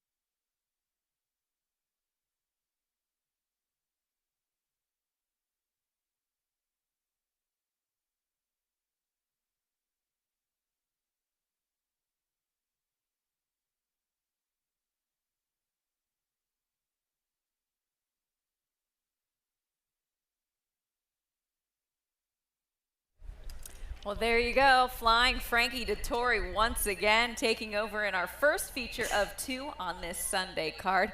Impressive. And Impressive. perhaps fitting with this location that we have Johnny's Red Storm and Rick Pitino along with his partner in the winner's circle for this race. Congratulations to all connections. Now we look forward to race number 10. 2 more races on this card, 17 minutes until post time. It is a handicap event, $500,000 on the line. 1 mile on the turf course, of course, for 3-year-olds and upward. That's a look at the 7, your current favorite at 5-2, Chasing the Crown. Without further ado, let's get straight into the paddock. How do they look, Jess? Yeah, thank you so much, Brittany. Well, if you're going to be with a man in form, Frankie Dettori, you've got to be with Astronomer. That's his mount, but as you mentioned, the favorite is 7, Chasing the Crown, who looks superb. This horse has been off 218 days, but he's not lacking on fitness from what I can see from the way he was walking around the paddock. And I thought surely his 3rd last time out on the Pegasus turf is the best piece of form on offer. He was also 4th in the Tappet last year. As I said, Brittany, he has been off for a long time. That could be the slight concern, but from what I can see, he's looking very well in himself. But a good few of them do. This is as I would have expected, a fiercely competitive handicap. I like a good few in here, and I think if you are interested in following Frankie, well, we've got to give a bit of a say for Astronomer. This horse shipping in from California for Simon Callahan, and has been in good order, good 2nd last time out. Let's see if this is good enough, but this horse who was 15-1 morning line, there's no surprise, Brittany, that the betting is speaking volumes for him after the man on board's 4-timer. This is true. Scratch from the Tappet Stakes on opening day. Astronomer lands here in this handicap 5-1 right now, but hasn't found themselves in the winner's circle in 2 years. Kaiten, how did you see this event? I thought it was one of the more competitive races on the entire program, and that's saying something based on is. what we've had. I looked to the 11 Mountain Bear as a horse who's having a number of changes and comes from that strong Wesley Ward barn. He's a very tricky horse, but when he puts his mind to it and puts it all together, he's a very talented horse as well. He's had 3 starts in the United States, 2 of them for Wesley Ward off of a layoff, and his comeback race at Churchill was actually very good. Now you can see him. He's a handful. That is him. But you think that's what led to the gelding? I would reckon so. He, though, is a horse that even when he carries on like this, can go out there and put his mind on business and really show off. Walter Rodriguez works for Wesley Ward in the mornings and works a lot with, Victor Espinoza picking up the mount here, but a lot of time has been spent with these horses in Wesley's yard to try to get them settled and also to figure out what it's going to take to have him not run his race pre-race. It's interesting to see both ponies in front of the stall right now because this horse has been acting up. Tell us a little bit about why they would do that. Well, exactly, and I mean, I think it's literally a barrier so that he's not seeing outside, but I'm sure that this is something they've done in the mornings as well in terms of schooling and practicing with him. At one point they used to bring the tack early and actually have him saddled before he ever got to the paddock, but that didn't necessarily produce the desired results. So now they're trying something different, and at least in terms of getting the tack on him, it seems to be working pretty well. I don't want to jinx him at that point. But going back to, though, his race at Churchill Downs, which despite his antics, he went off the favorite. Some would term it a disappointment because it was an allowance race. Some of the saltiest competition across the country came at Churchill Downs on the turf. Those are tough races. Mountain Bear ran a very credible effort. I think if he can run a similar type of race style-wise, that might be good enough to win in here. It's helpful to know that these are his antics, so don't be dissuaded if you see anything from Mountain Bear as he walks around the paddock after being saddled. 7-2 currently. Who else caught your eye? The 7 was a horse chasing the crown we touched on, but the favorite I think deserves to be favored. He has run well at Kentucky Downs. My concern is that he does his best running late, and he's coming out of a 1 1/8 race. That said, he's had some time in between races, hasn't run since January. So that may sharpen him up a little bit and get him a little bit closer. He'll need to be for a mile, I think. The 5, Noises Off, is getting bat at 8-1 for Paulo Lobo. He is a horse for course. He is making his second start back after a race I think he ran credibly in. He was under pressure throughout, though the pace wasn't that fast. He still had company almost every step of the way before tiring just a little bit. I expect him to move forward off of it, and his running style is probably a good one for the way this course has been playing, as I think he'll be in that first tier of horses. Pay attention to where the money's going. 20-1 down to 8-1, and we get back down to the paddock with Jess Stafford and a very special guest. Yeah, aren't we lucky here at Kentucky Downs? There are legends everywhere. Music legend Tanya Tucker, great to have you here. Are you having the best of days? I'm having a great day. I mean, this is like I'm a kid in a candy store. It's so exciting. You love your horses, don't you? And you love racing. This is the first time that I've ever been involved really in thoroughbred. Yeah. And I've always had quarter horses and Friesians and all kinds of horses, but the thoroughbreds brings a whole new game. And I mean, looking at as they go around, our horse is number 1. His number's 1 this race, but he was number 5 the first one, and we won it. I couldn't believe it. I was so excited. Yeah. So you having good flow riding this time, though. Yeah, he's one of your favorites. He's a champ. He's a champion. Yeah. He really is. The racing is brilliant to be a part of it. You love to getting new people into it as well. Absolutely. You know, I've always wanted to become involved, but I've never had the opportunity, and I got to thank these guys for getting me involved in this. And the Tennessee studs are going to be the ones to deal with this year. Yeah, but with your influence, with your influence and you coming to Kentucky Downs more, and what a setup we have here. What a lovely environment. It's fantastic, and it's all pro, you know, except for me. And I go and I'm whispering in the horse's ear, trying to give him some inspiration, you know. So it's really fast. I love to watch, you know, everyone from the guy that feeds the horses. I mean, they're so important, you know, from the very beginning to the trainers to the owners to, I'm happy as. It's important to recognize those on the backstretch, those on the front, those that get involved because you yourself have had horses yourself. Oh well, yeah, all my life. All my life. I started with a Shetland, so I've come a long way. And you say you had a look at number 3, thought that number 3 was looking good? I love number 3. That number 3 looked good, but he's not our horse, so I got to go with number 1. Yeah, I know. I think this is definitely an open-looking race, but I think it might just be down to you now to get this party started. Are you ready? Okay, I'm ready. Yeah. Riders up! Thank you, Tanya. Tanya Tucker there, part of the Tennessee Studs. Again, we heard from Dr. J earlier, the National Thoroughbred League. So she's all in on the one. Gaslight Dancer, 30-1 currently. Can we give any love to the one horse here for Tanya? Well, Gaslight Dancer is an interesting horse. Hasn't raced since December, so this is the first start of the year. And meets a tough field to do it in, but that said, has inside speed and a win over the course. And the race he comes out of, the Hernandez, with Graded Stakes Company. So he has tackled some bears, including Motorius, who we just saw victorious yesterday. I think inside post position, probably you're going to see him going forward and trying to get position right off the break and maybe take it to him as long as he possibly can. But there's a lot of speed in here. I think that's also a reason that while I like Genius Jimmy, the 8 horse, quite a bit, I am a little concerned that this could be a fast pace. Genius Jimmy, though, has going for him not only 10-1 odds, but the fact that he's in good form. He's won 2 of his last 3 in California, and he doesn't have to be on the lead. He's run good races when he's sat in second.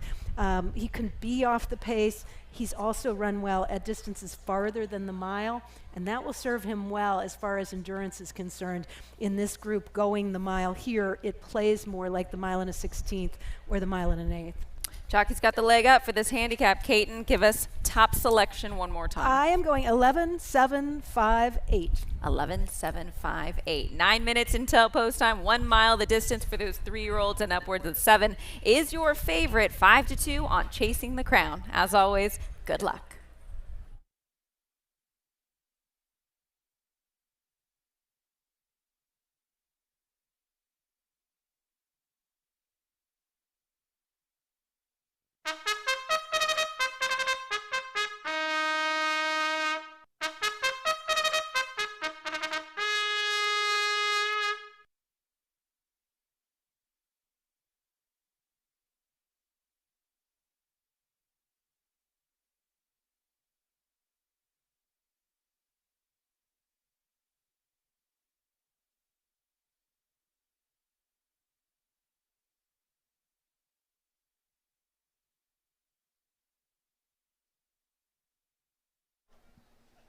Moving on to the course for the $500,000 NTL Tight Spot overnight handicap at 1 mile for 3-year-olds and up. Your last opportunity to play a double on today's program. Scratch numbers 10 and 14. 8 minutes to post. Post parade led by number 1 Gaslight Dancer, owned by Gatsas Stables, trained by Richard Dutrow Jr. and ridden by Florent Giroux. Number 2, Prince of Power, is owned by Brian Carney, trained by Jesus Esquivel and ridden by Javier Padron Barcenas. Number 3, Astronomer, is owned by Alice Bamford and Michael Tabor, trained by Simon Callahan, ridden by Frankie Dettori. Number 4, Lorenz, owned by Daniel Alonso, trained by Safi Joseph Jr. Jaime Torres is the replacement rider. Jaime Torres onto number 4, Lorenz. 5, Noises Off, is owned by Bonchance Farm, trained by Paulo Lobo. The rider is Evin Rahman. Number 6, Sherlock's Jewel, is owned by Wharton Connell Racing, trained by Shug McGahey. The rider is Luan Machado. 7, Chasing the Crown, owned by Paradise Farms Corporation, David Stordacker and Angelo Carlissimo. Mike Maker is the trainer, and Tyler Gaffalione does the steering.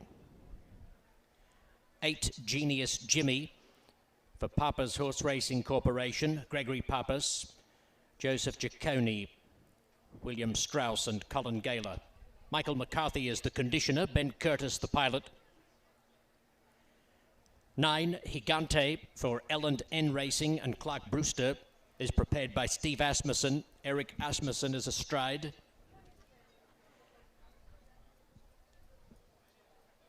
Number 11, Mountain Bear, owned by David Gruskos, Ken Centel and Resolution Road Stables, trained by Wesley Ward, ridden by Victor Espinosa. Espinosa on Mountain Bear. 12, Lambeth, for Carl Moore Management LLC, is trained by Joe Sharp. Jose Ortiz is astride. And 13, Emmanuel, is owned by Case Chambers, Paradise Farms Corporation, and David Stordacker, trained by Mike Maker and ridden by Brian Hernandez Jr.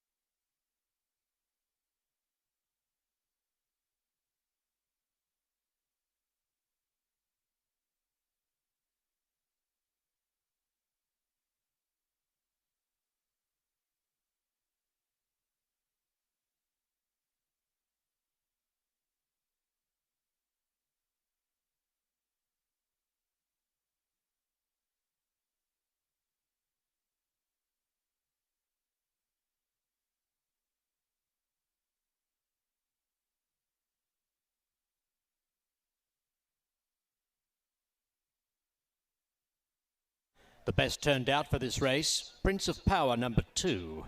Congratulations to the groom Gustavo, as Prince of Power number 2 wins best turned out for race 10.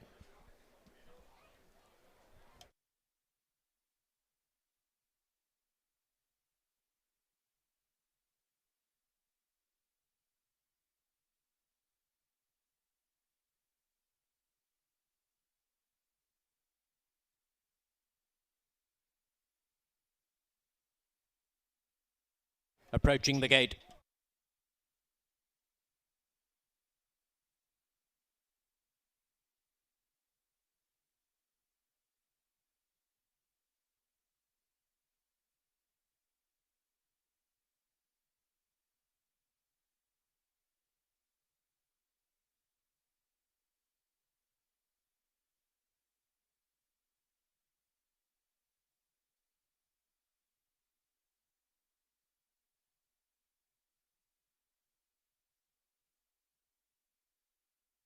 Coming up into line, Gaslight Dancer and Chasing the Crown, the first couple.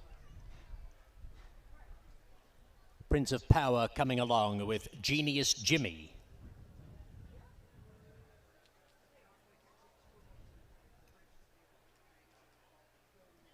Astronomer, Gigante, followed by Lorenz.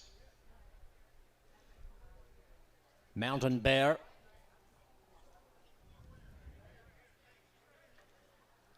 Noise is off, second in the race last year. Finds post position 5. Followed forward by Sherlock's Jewel and Lambeth. And Emmanuel. The NTL tight spot overnight handicap for $500,000 at 1 mile. The penultimate race on the program. All in, ready for action. Racing. Astronomer begins fast together with Prince of Power, Lorenz and Genius Jimmy. Noise is off. They're followed by Lambeth down the outside, and Emmanuel's beginning to surge forward right around the field. Chasing the Crown, Gigante, Gaslight Dancer and Sherlock's Jewel as they top the rise and head downhill right-handed. And the lead belongs to Prince of Power. He has it by about a half length. Prince of Power in front from Mountain Bear, eyeballing him as they go by the 5/8 pole. Emmanuel is perched third, and Astronomer on the inside finds a lovely position for Dettori. He's followed in 5th spot by Lorenz. A length to a 3 wide Genius Jimmy, followed between horses by Chasing the Crown. Noise is off along the inside. Lambeth back in the second half of the field. 3 lengths clear of Gigante. Another 3 lengths off towards the end of the field is Sherlock's Jewel and Gaslight Dancer. They have 3/8 of a mile left to go. Mountain Bear alongside Prince of Power. And they're followed into the stretch by Astronomer, who's eyeing an opening between the two. The rail opens for Noise is off, who's coming into contention. And wider out, Chasing the Crown is putting in a spurt as they draw towards the 8th pole. Mountain Bear, one of the leaders, challenged in earnest by Chasing the Crown. Chasing the Crown goes to the front. Here comes Lambeth with a strong rally down the outside. Astronomer not doing enough. Chasing the Crown in front of a 7-month layoff. Chasing the Crown in front of Lambeth. And Chasing the Crown beats Lambeth by a half length. Third in the race was Mountain Bear just in front of Astronomer.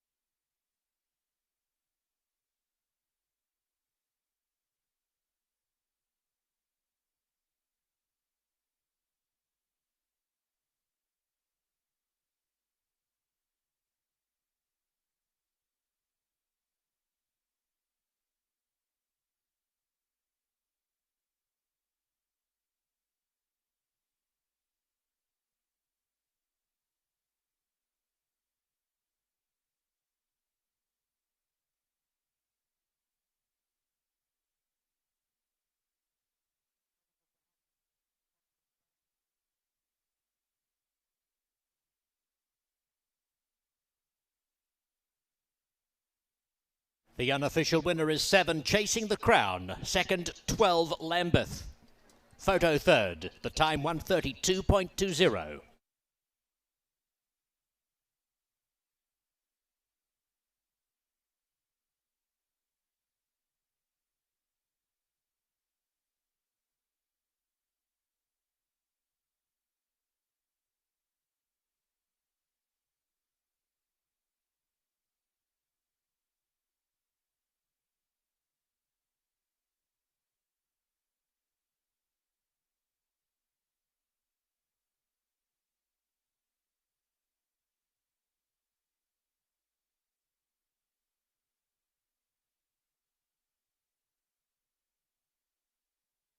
Third was 11 Mountain Bear, and fourth home at number 3 Astronomer.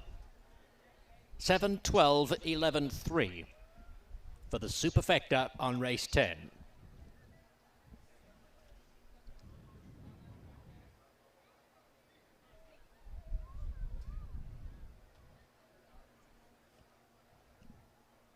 Chasing the Crown takes the NTL Tight Spot overnight handicap.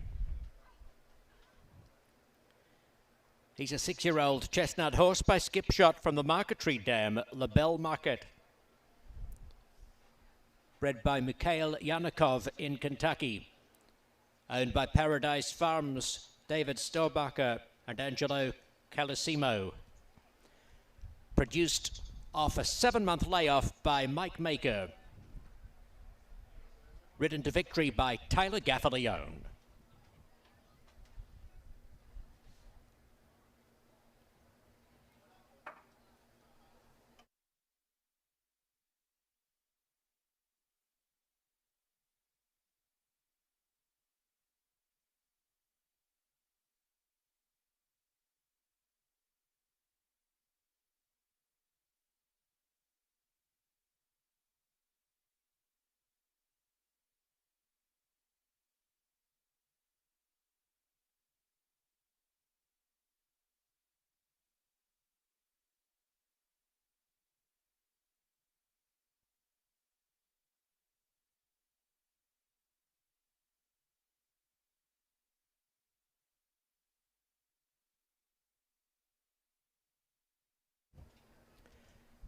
Congratulations again to the winning connections in the 10th race, the $500,000 NTL Tight Spot overnight handicap.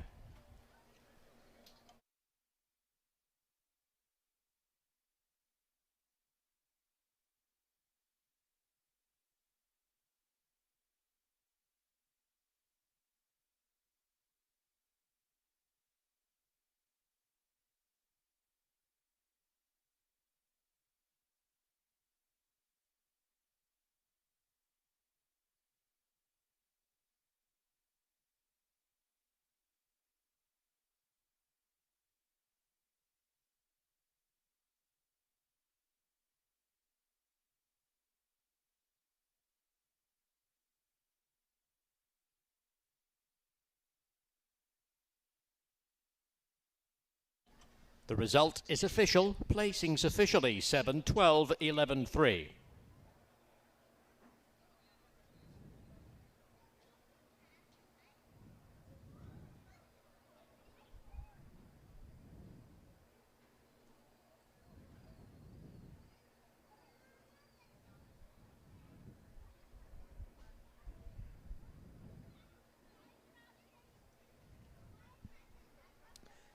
The 11th is the Kentucky Downs Juvenile Fillies.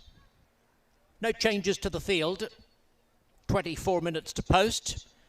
50-cent super high 5 wagering is on the menu.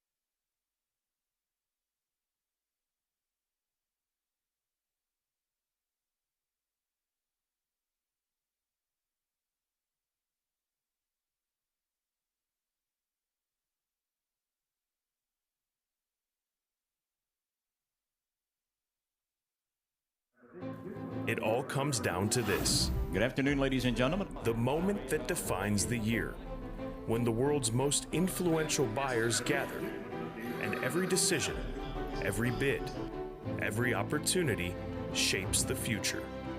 At a marketplace that brings the thoroughbred world together, and where futures are forged, because every moment matters. At the World's Yearling Sale, Keeneland, September. Experience it all in one place at the Mint Gaming Hall, Kentucky Downs. Enjoy a night out and exquisite dining at Iron Steakhouse. Sip crafted cocktails while enjoying live music at midnight bourbon. Keep the fun going with the latest games and live entertainment, or make it a sleepover and stay at our all-suite hotel. Looking to host an event? Check out our versatile spaces, all just 30 minutes from downtown Nashville. The Mint Gaming Hall, Kentucky Downs. Jefferson's Ocean is aged at sea. On ships where unpredictable and unrelenting elements transform our bourbon. Darkened by pounding waves, kissed by ocean air, caramelized by equatorial heat. Bring it home and complete the voyage. Jefferson's Ocean, aged at the mercy of the sea.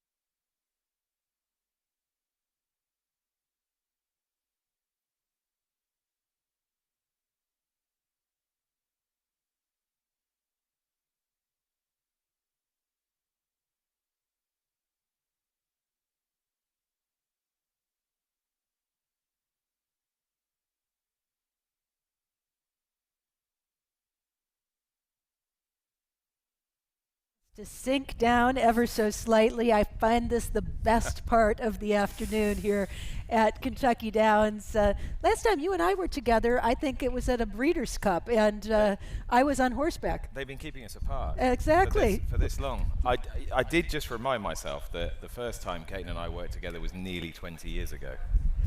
Was long overdue. Well, there's a horse running today who's in this last race whose offspring I saw win the Dueling Grounds Oaks. That's how long ago it's been in terms of the, yes, we'll talk about that one momentarily. In fact, she's the favorite. But congratulations to Chasing the Crown, Tyler Gaffleone and Mike Maker for the win in a spectacular performance. This last race highlights juvenile fillies with a purse of $1 million at 1 mile. We bookend the day with the top class young horses in Hope.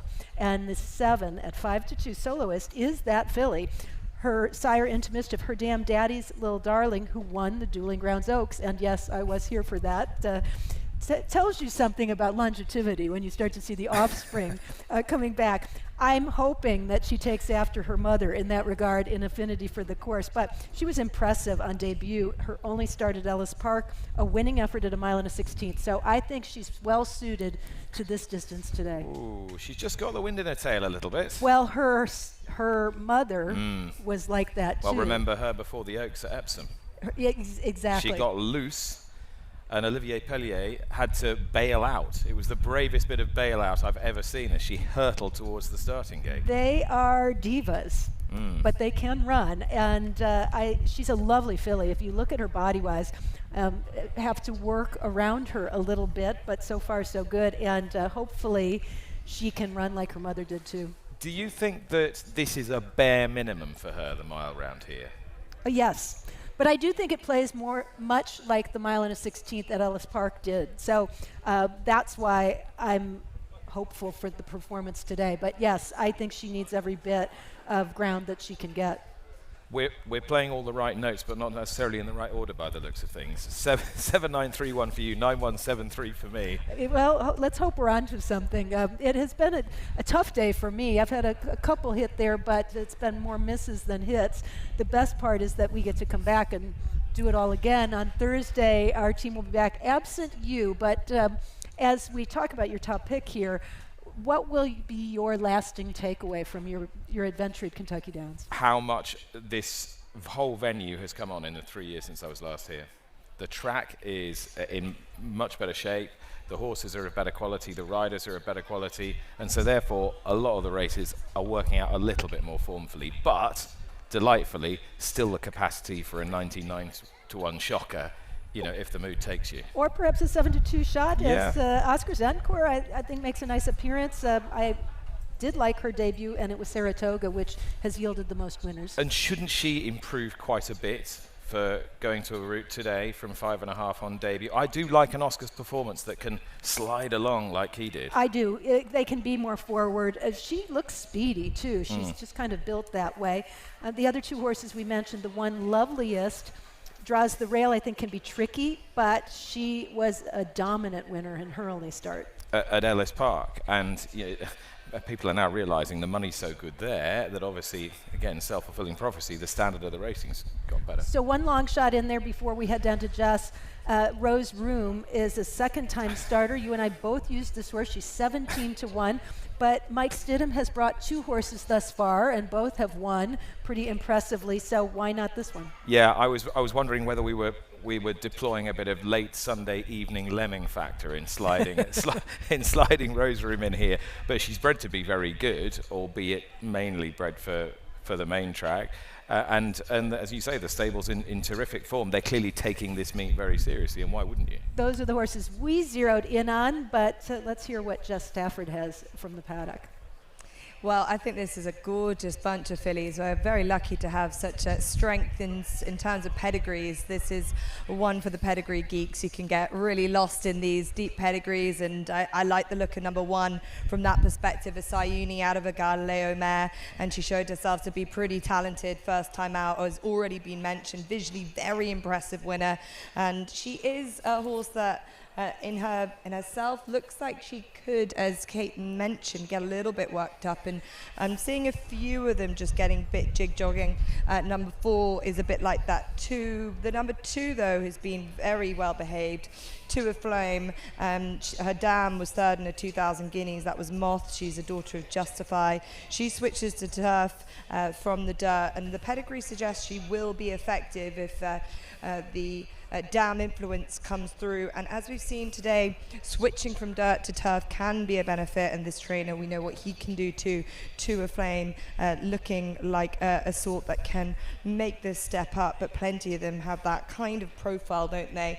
Number 1 for me, she essentially has done absolutely nothing wrong, and she's looking well in herself. You mentioned, Kate, the kind of attributes Soloist has might be what she inherited from her mum. Daddy's a little darling, but I suppose the moment she gets to the track, she knows what it's all about. She's professional, as we saw first time out, and it's very difficult to split all of them.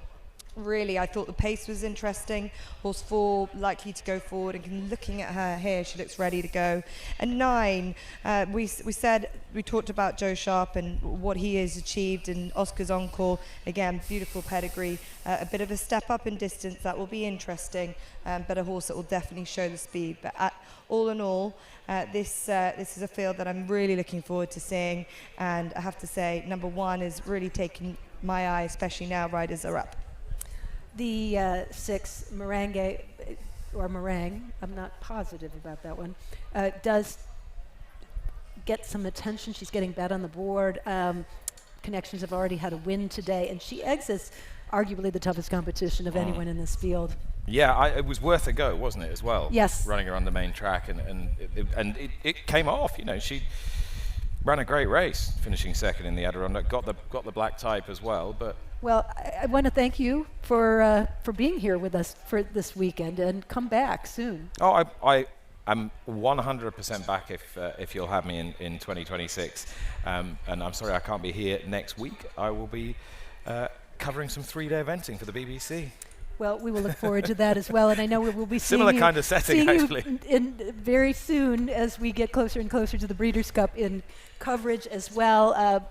Brittany Urton, myself, Jess Stafford will be back on Thursday when racing resumes. Big congratulations to those in the National Thoroughbred League for another successful day, and of course Frankie Dettori was the man of the day with 4 wins this afternoon.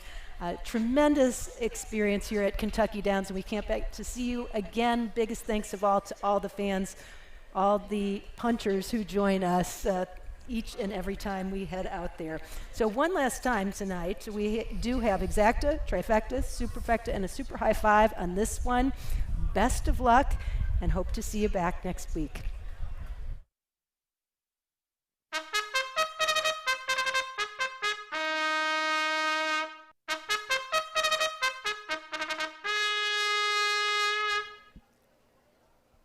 The 2-year-old fillies are parading for the $1 million Kentucky Downs Juvenile fillies at 1 mile. 50-cent super high five wagering is a wagering option. You have 8 minutes in which to invest.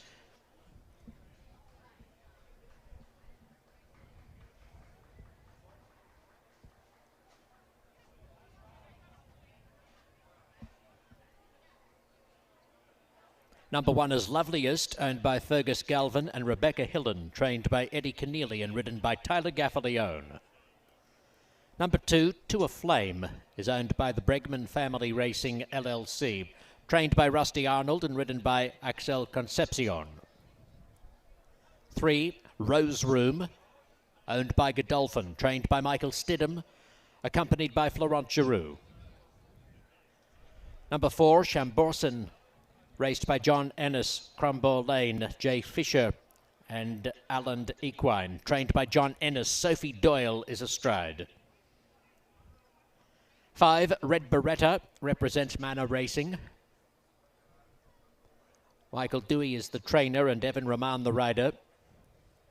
Number 6, Meringue, owned by Elements Racing, trained by Rodolphe Brissette, and Luan Machado does the steering. 7 is Soloist, owned by Mrs. John Magnier, Michael Tabor and Derek Smith. Kenny McPeak applies the polish. Brian Hernandez Jr. has the riding assignment. Number 8, Backring Buzz, is owned by Three Diamonds Farm and Paradise Farms, trained by Mike Maker and ridden by Ben Curtis. 9, Oscar's Encore, trained by Joe Sharp for Go Baby Go LLC. Jose Ortiz is up.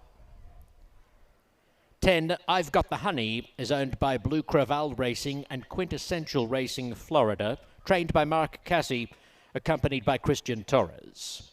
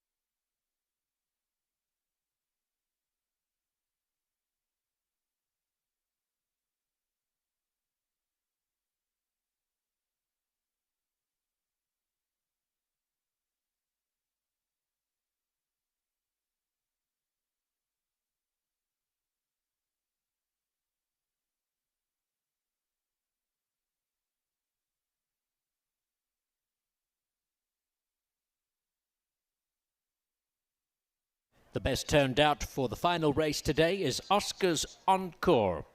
Congratulations to the groom Elmer. Number 9 Oscar's Encore winning best turned out as the fillies arrive behind the gate.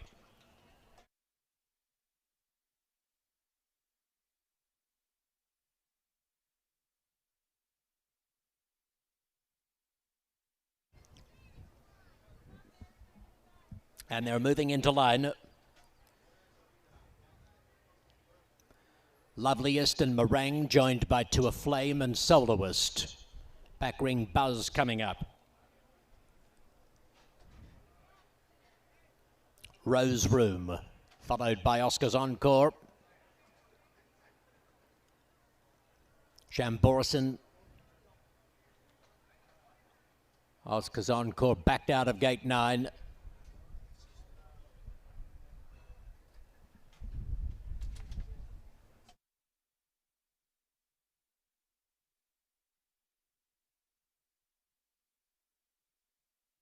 Last few loading.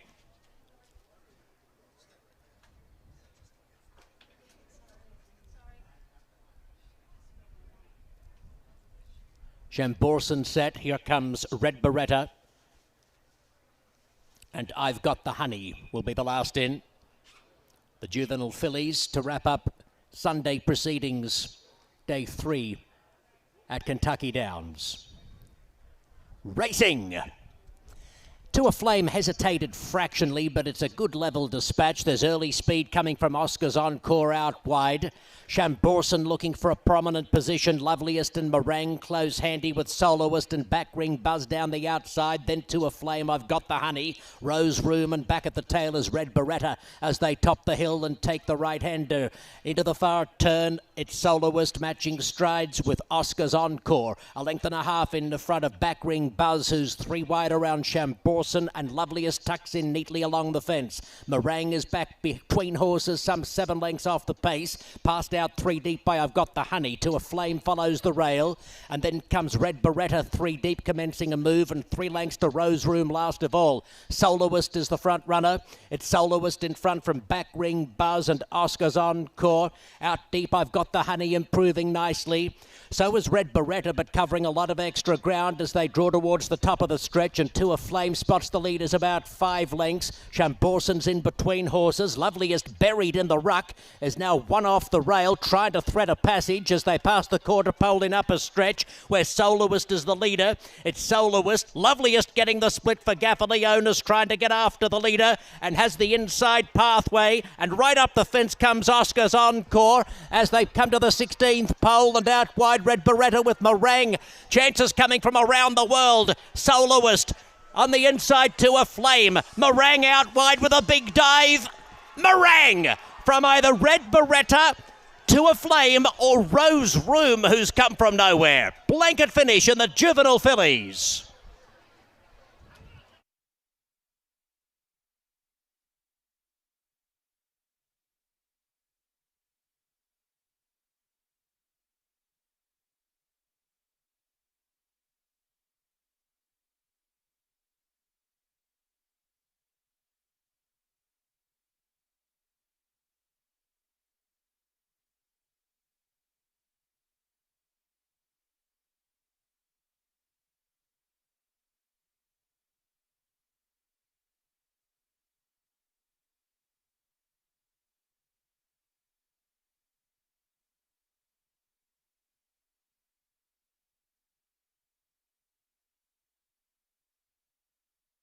Photo finish for all placings after race 11.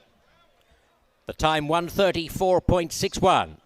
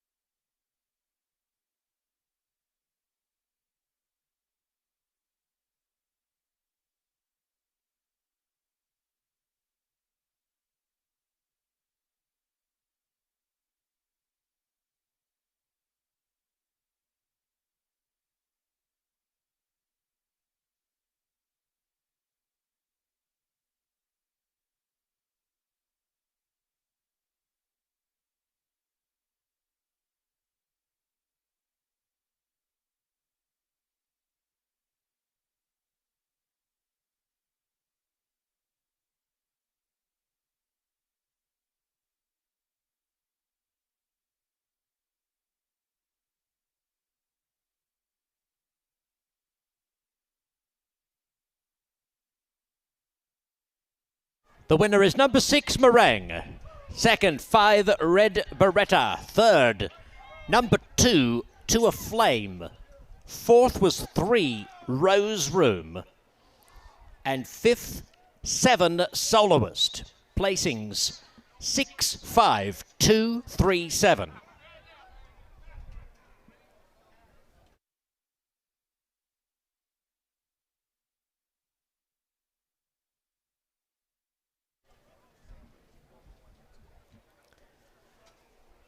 The Kentucky Downs Juvenile fillies of $1 million purse goes to number 6, Meringue. A Grey Daughter of Frosted and the Street Sense mare Catbria, owned by Elements Racing. It's the second win of the day for trainer Rudolph Brissett and jockey Luan Machado, who combined to win the 6th with Password.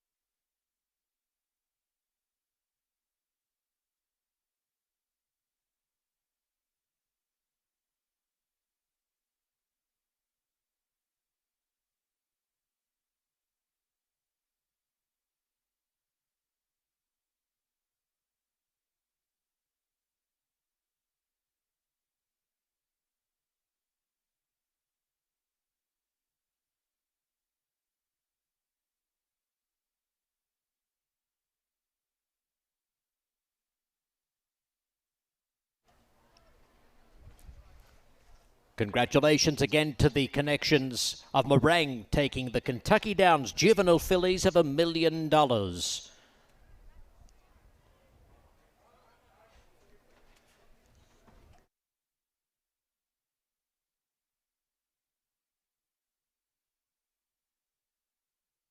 result is now official. Placings officially 65237.